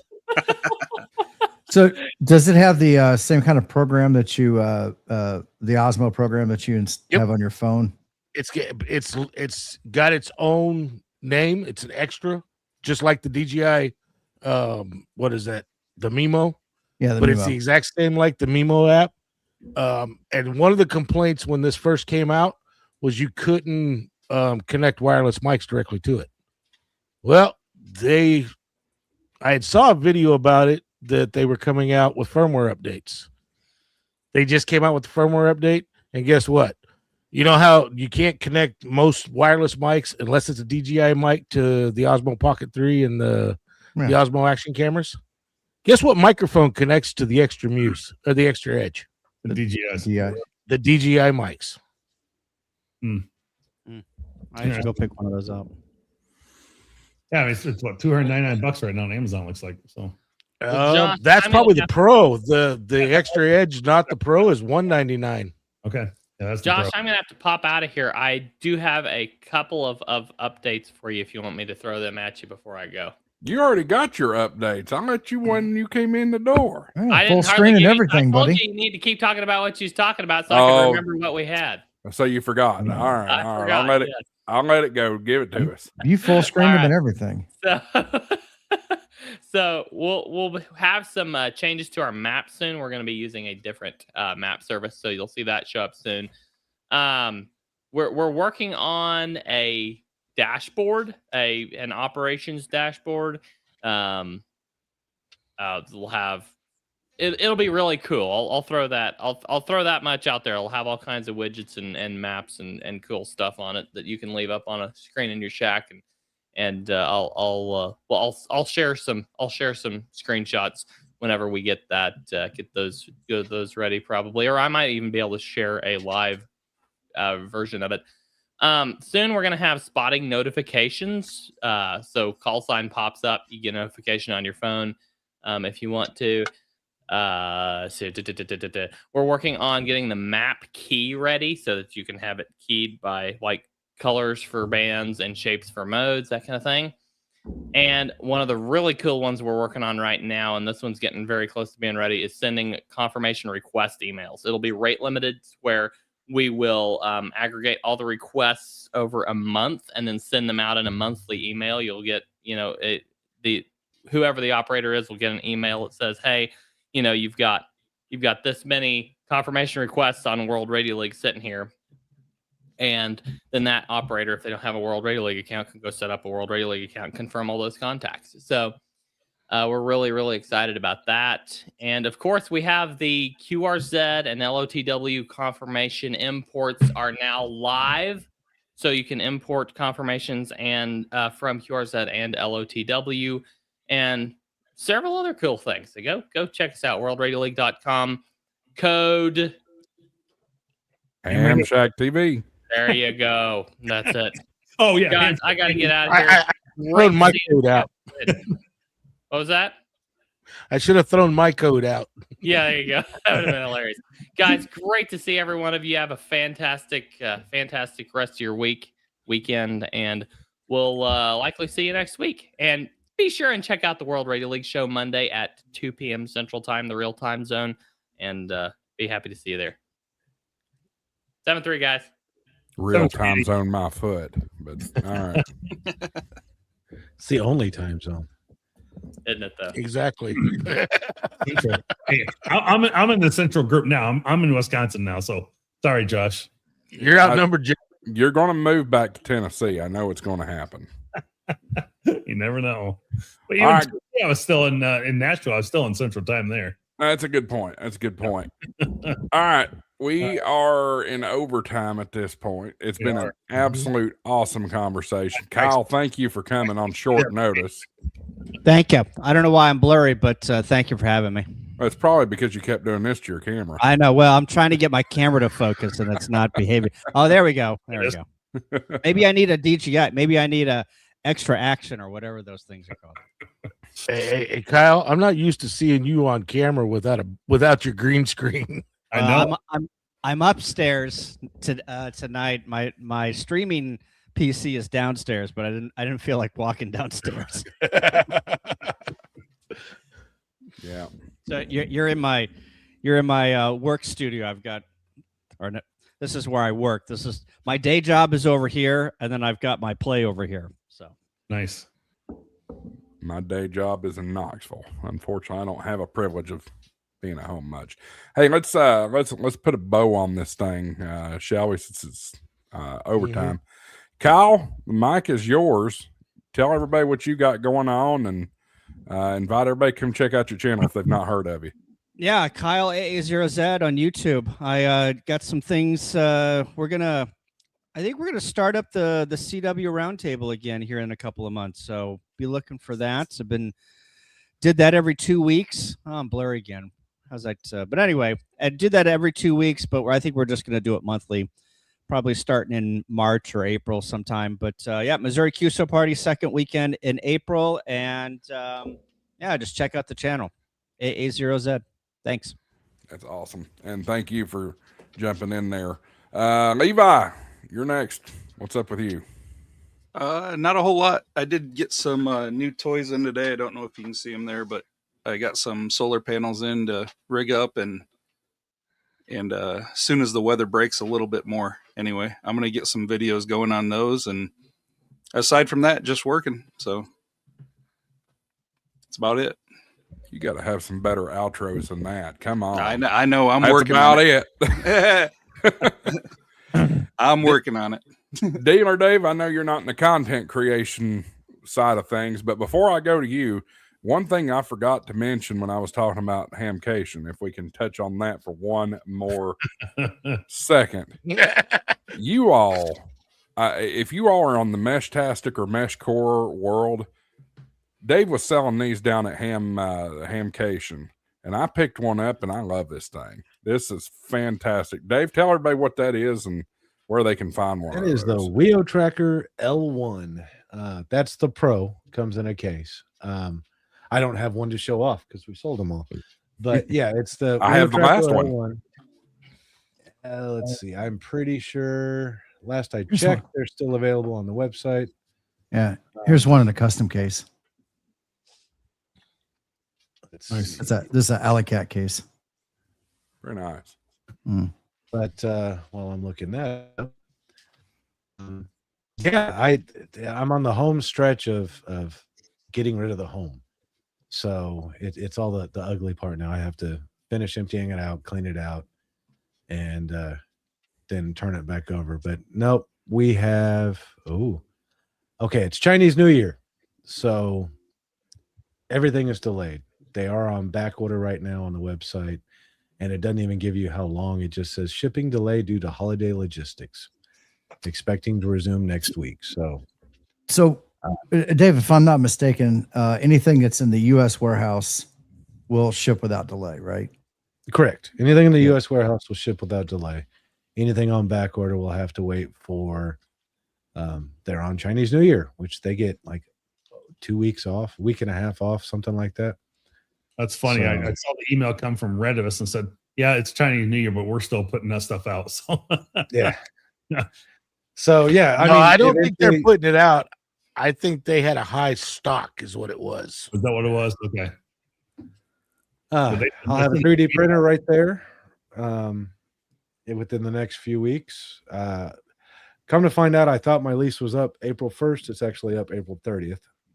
So I've got breathing room, but I already told them I plan on being out by the end of March. If I have to pay for the last month, whatever. They won't let me break it for 1 month. So I'll just turn that into a print farm, Dave. There you go. Yeah. Or grow some other lamps for a month. Grow lamps and 3D printers. But I'm really excited to. It's all decked out now with the antennas. Oh, Jesus Christ! That is insane. Need an antenna? So I've got some parts on order that'll actually utilize all of these antennas. Now that I have it working, so you should walk around the National Mall with that. Yeah, or just go up to the airport, walk up to the airport, just kind of like. How about the typical question we get when somebody finds us out there, POTA? Hey, are you talking to aliens with that thing? As a matter of fact, I am talking to all of them, everything. This will talk to everything. Oh, you can. Dave, if you'll put a link somewhere in the chat there for folks to check out the fine offerings of Seed Studios there. I think you're going to like it, especially if you are in the mesh world. And speaking of mesh, and I'm coming to you next Tim. Next week, I think I've got this worked out, but next week we are going to have a Meshtastic versus Meshcore throwdown. Not really. We're not going to be offensive towards each other on what your preferences are, but we're going to debate the differences. And Dave and I talked about this pretty in depth in Orlando, and I think we've got some good traction on where we're going to go with that. So make sure you tune in next Thursday night, 8:00 right here on Hamshack TV. If you don't know anything about mesh, this will be the way to learn some stuff about it. So come check us out. Tim. Yes, sir. Tell me where I need to find this thing out there on the dummy load, because I looked everywhere. I don't know. I don't know my foot. I don't know, man. I heard rumors. That's what I heard. I heard rumors too. Did somebody put truck balls on my camper or something? I heard. Did you find some truck balls in your camper? No, but I've heard somebody threaten it before. Well, I mean, I only heard some scuttlebutt in the shower house. Maybe, some conversation from a couple stalls over. If y'all are talking in the shower house, that's all I need to know. Yeah. What you got coming, Tim? I'm sure you got some videos coming. Well, I picked up quite a few things. One is this cool outdoor PoE Meshtastic mesh node, right? So you can use it for both mesh core or Meshtastic. And I'm interested in getting something outside. It's a little bit permanent. I had an opportunity to speak with Stavros, who is the gentleman that's designed some of the stuff. Low Mesh is the name of his company. And he's kind of taken an agnostic approach to these things, and actually has some ideas of maybe how you could intertwine those two technologies to kind of get the best of both worlds. So interesting to see where all that's going in the future. Also met with, it was a chance meeting, the gentleman from Xtena, and he was at the POTA meetup, and he gave me some product to test. It's samples of some ideas that he had. And one of them was a kind of a neat thing, similar to the ham stop. I think that's what it is. The dingus that you put on top of the military masts. But this has got some different inserts in there. So you can put them on different styled masts, and even it's got threaded inserts for the painter's poles, and not only in a vertical or horizontal, but also in a vertical setting too. So you can quickly put up like hamstick dipoles and stuff like that too. So I'm going to play with that. It's obviously it's got to warm up a little bit. Well, it has warmed up here. It's 70 degrees and we got tornadoes coming through, but need a little bit better weather to get out and play with some of that. So that's what I got coming up in the next couple of weeks. I'm glad we could be your tornado shelter entertainment tonight. I did see y'all got some rough stuff coming through up there tonight. Well, I don't know if you can hear it. Oh, I'm hearing it in my cans, but we've got some serious thunder and lightning going on outside right now. Haven't heard any of that. But the tornadoes passed through early. That's why I wasn't on right, but they were coming through. So Bloomington, Indiana, where Indiana University is about 15 miles south of me. They actually had on the ground tornadoes in town. So it's that time of year, folks. I'm going to plan a Skywarn symposium here in the next couple of weeks to months, because it's time that we have one. And no, we're not going to pull out our high-vis vests and our clipboards, but I definitely want to pull in some meteorologists, some actual degreed meteorologists, and have some conversations. I need a badge. It says Skywarn on it. Is that what you affixed to your my truck? camper as a Have stupid magnets badge? on the Bronco. I can't tell you. You have a 3D printer. Why don't you just do a challenge coin while you're at it too? That's not a bad idea, Tim. Yeah. What's that? Do a challenge. Make a challenge coin with your 3D printer. Can't print metal. Well, you probably could, can't you, Dave? Yeah, you can. It's Yeah. expensive. Yeah. I don't know that you can print it on your printer, Tim. I'm not sure what printer you got. I have a couple. I've got the A1 and the P1S. Yeah. I like my P1S. It's great. Speaking of Dave, Super Dave, it's your turn. Now, I actually took off today. I was going to work on a video doing the vertical side of the Hextena, but it was nice and warm, but the winds were blowing 40 miles an hour. I did not feel like going outside in the winds with allergies and stuff. So, and didn't get to do that. I've actually got an antenna coming that I'm going to be doing a video on, and I've got a couple other things that I'm trying to come up with a few ideas. That'll be the next video will be the vertical side of the Hextena, putting it up as a vertical for invest type setup. But other than that, besides work, that's about all I've got going right now. Oh, and getting some stuff ready for more Expo.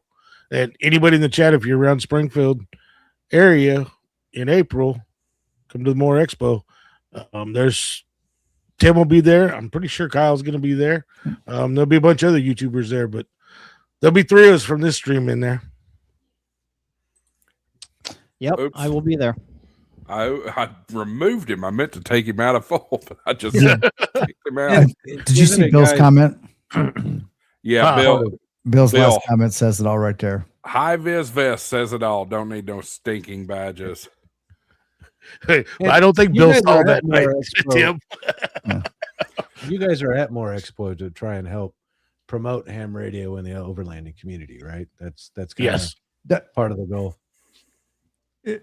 Yeah, absolutely. So, in overlanding, their big form of communication, and it's the easy button, is GMRS, and so amateur radio isn't very popular. But a lot of these guys get into areas out in BLM land where there's no infrastructure at all. Line of sight radio is only going to do them so well. But for a same type of a small, an 891, a small portable antenna, and we all know this because we do POT a lot. The reach that you can get. The year that I got involved in this, and because I originally started as an overlanding channel, and started adding POTA to it. I got more people that were interested in amateur radio, and that's where I split off into the Gray Man POTA. But that summer, a couple things happened that really kind of triggered me. There was a couple people who died out in national parks because they got stranded and had no way of making contact. But also, Death Valley, there was a person that was stranded in Death Valley, and their ham radio operator got under HF rig, got a hold of somebody out on the East Coast, was able to give them their coordinates, and then they were able to call back to the ranger station for Death Valley National Park and get them the help that they needed. And you're not going to do that with a GMRS radio. So getting that kind of simple, easy to use communications in their hands as a tool, because you've got the communicators now that satellite communicate. Most of our cell phones will link up to something for emergency messages, but there's so many variables that come into play that you want to have multiple forms of communication. That PACE plan that they talk about, and having different ways to communicate in the event of an emergency. Well, my club brings their trailer out, Dave. But what I did last year, and it was perfect because the Florida QSO party was going on, I had my 710 set up with a portable antenna running off a battery. So they got to see how you could set that up. And of course, all the YouTubers were coming over making contacts on the Florida QSO party. So they got to see people actually talking from Springfield, Missouri on that radio off a 20 amp hour battery to Florida. Nice. Yeah. Very cool. All right, let's I screwed up the order when I removed Dave. I think all we had left was Marvin. Yeah, it's just me. Yep. So one of the things I picked up in Hamcation was this low mesh as well from can't get that to focus. Put both hands behind it. I'm trying. It's invisible. Anyway, that was from low mesh as well. It's what I liked about this, I'm sorry, Dave, was that this says he has it set up where it's like running on half the power, or like he's got like more battery power or more battery time to it. He says it could last up to 2 weeks potentially. I'm actually in the mode of testing it right now. I turned it on yesterday, and I'm letting to see how long it's going to actually run for. So I'm not monitoring probably close enough to know exactly when it dies, but I'm checking on a pretty regular basis. So we'll kind of get a rough idea on that. But you can find me, the Ham Radio Guy Podcast, out there on YouTube, any of your favorite podcast platforms. I'm trying to just submit another one to Apple right now. It's called Behind the Mic, and it's basically taking a different version, a little bit different track. They're usually about 8 to 10 minutes long only, and they're called Shack Smarts, and they'll be available only on paid subscription on podcast or on my Patreon channel only. The patrons, paid patrons there. So those are cool coming out. I've got 4 of them already ready to go. I just got to get Apple I made some mistake with them. They didn't like me. They kicked me back out and rejected me. So I got to go back and fix that real quick. But then I should be able to get that out hopefully tomorrow. Yeah.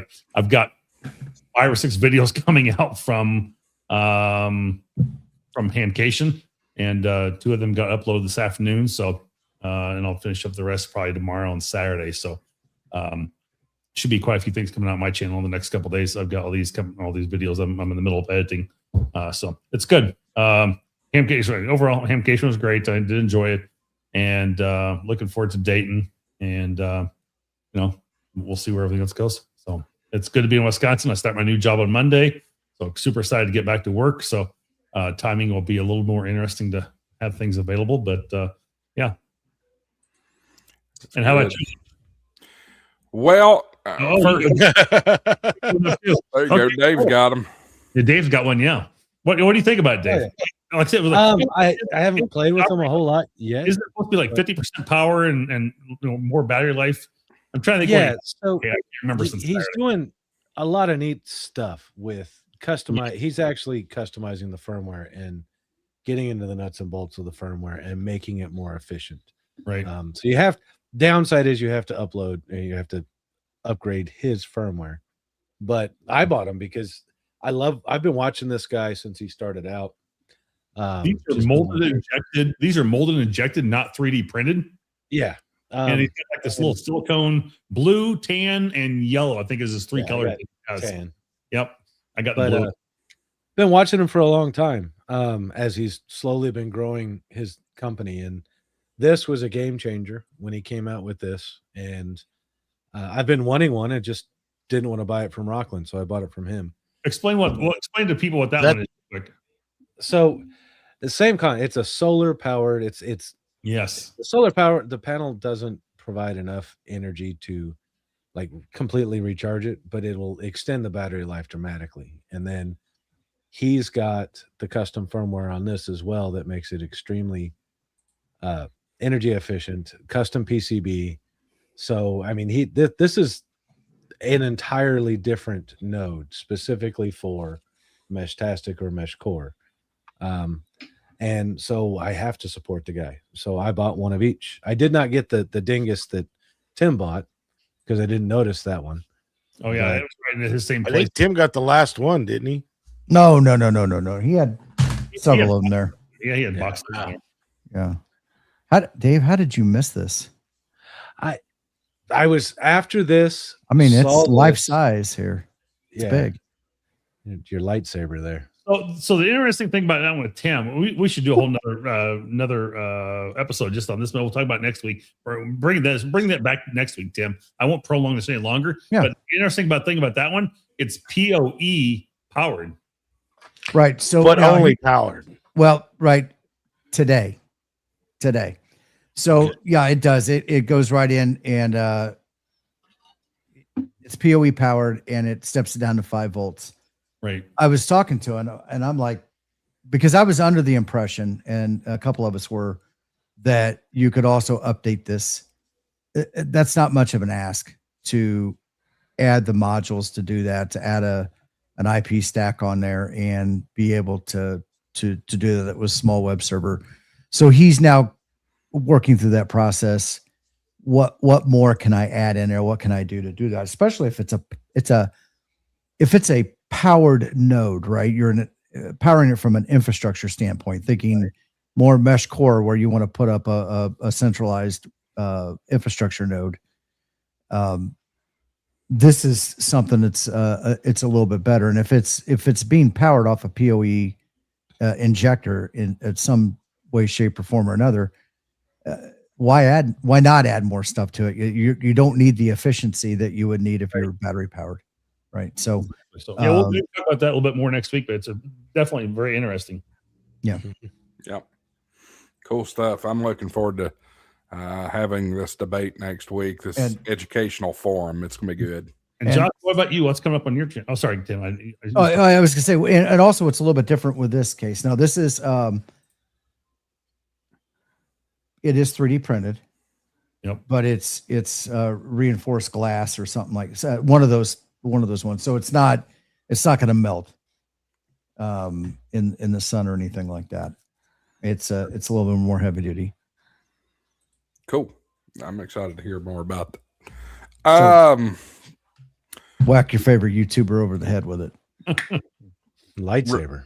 Every time you pick it up, it looks like a lightsaber. Recognize Brian KJ5MLL, continuing last week's joke, Hamshack TV. Also says, Josh, I just know you are looking forward to moving all that radio equipment when moving day comes around at the house.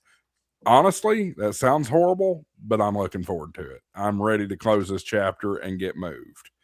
Yes. Coming up on the channel, we were talking about low mesh just a moment ago. I have a video scheduled to release on Monday about low mesh, so you can check that one out. I've got Morris Nexus, which has a really interesting system that is scheduled to come out on Saturday. Tomorrow will be an episode featuring Nancy from Rars Fest. I know there's been a lot of buzz in the chat tonight about Rars Fest. That's the Raleigh Ham Fest, if you're not familiar with that. And then next Tuesday will be a video about Rockland. So got a lot of videos coming out. I'm almost done editing everything from Hamcation. So stick around, make sure you hit that subscribe button, all that good stuff for those videos. If you are a channel member, you already have access to those videos. So that's a good benefit of becoming a channel member. $2.99 a month gets you a channel membership. As a matter of fact, why don't we do that real quick? I have some channel memberships I can give away. So let's give some people some early access here. Where is it? I always click the wrong button. Close. There it is. Membership gifting. All right, here we go. 5 of them. Let's see who's going to get them. Come on. Nate on a mission. Big Earn 234554. Leonard EI2JHB. Hank W6IR and Robert Johnson 5776. Congratulations. You all have gotten free channel memberships tonight. So enjoy those videos in advance. We will have some more posted here in the very near future. So don't forget, join us next week right here on Hamshack TV Live. And we're going to talk about mesh, all things mesh, Meshtastic and Mesh Core, all that good stuff. You're going to enjoy it. I think you will. Hit that like and subscribe button. Do me a favor as well. When we go off the air, go subscribe to the Ham Radio Guy podcast, Levi's channel, Kyle's channel, Gray Man Poda. Mesh Dealer Dave don't technically have a channel, I don't guess. I do. It's got 3 videos. There you go. 3 videos. Go subscribe. He'll have the most subscribers for somebody with 3 videos. The Hillbilly Ham, go subscribe to that one, as well as N0 APX, World Radio League, and Ham Radio Prep. Any final thoughts before I shut the door, fellas? No. Been a good stream tonight. Very good. It was a good stream tonight. We'll throw the music on. Y'all have a good night. We'll see you next week. WSDB 693. Y'all don't have to wait for it tonight. I'm not going to play the clip tonight. Nope. No super chats. No super chats. You don't get a clip. Sorry, guys. Enjoy the music there, EOD Kaboom.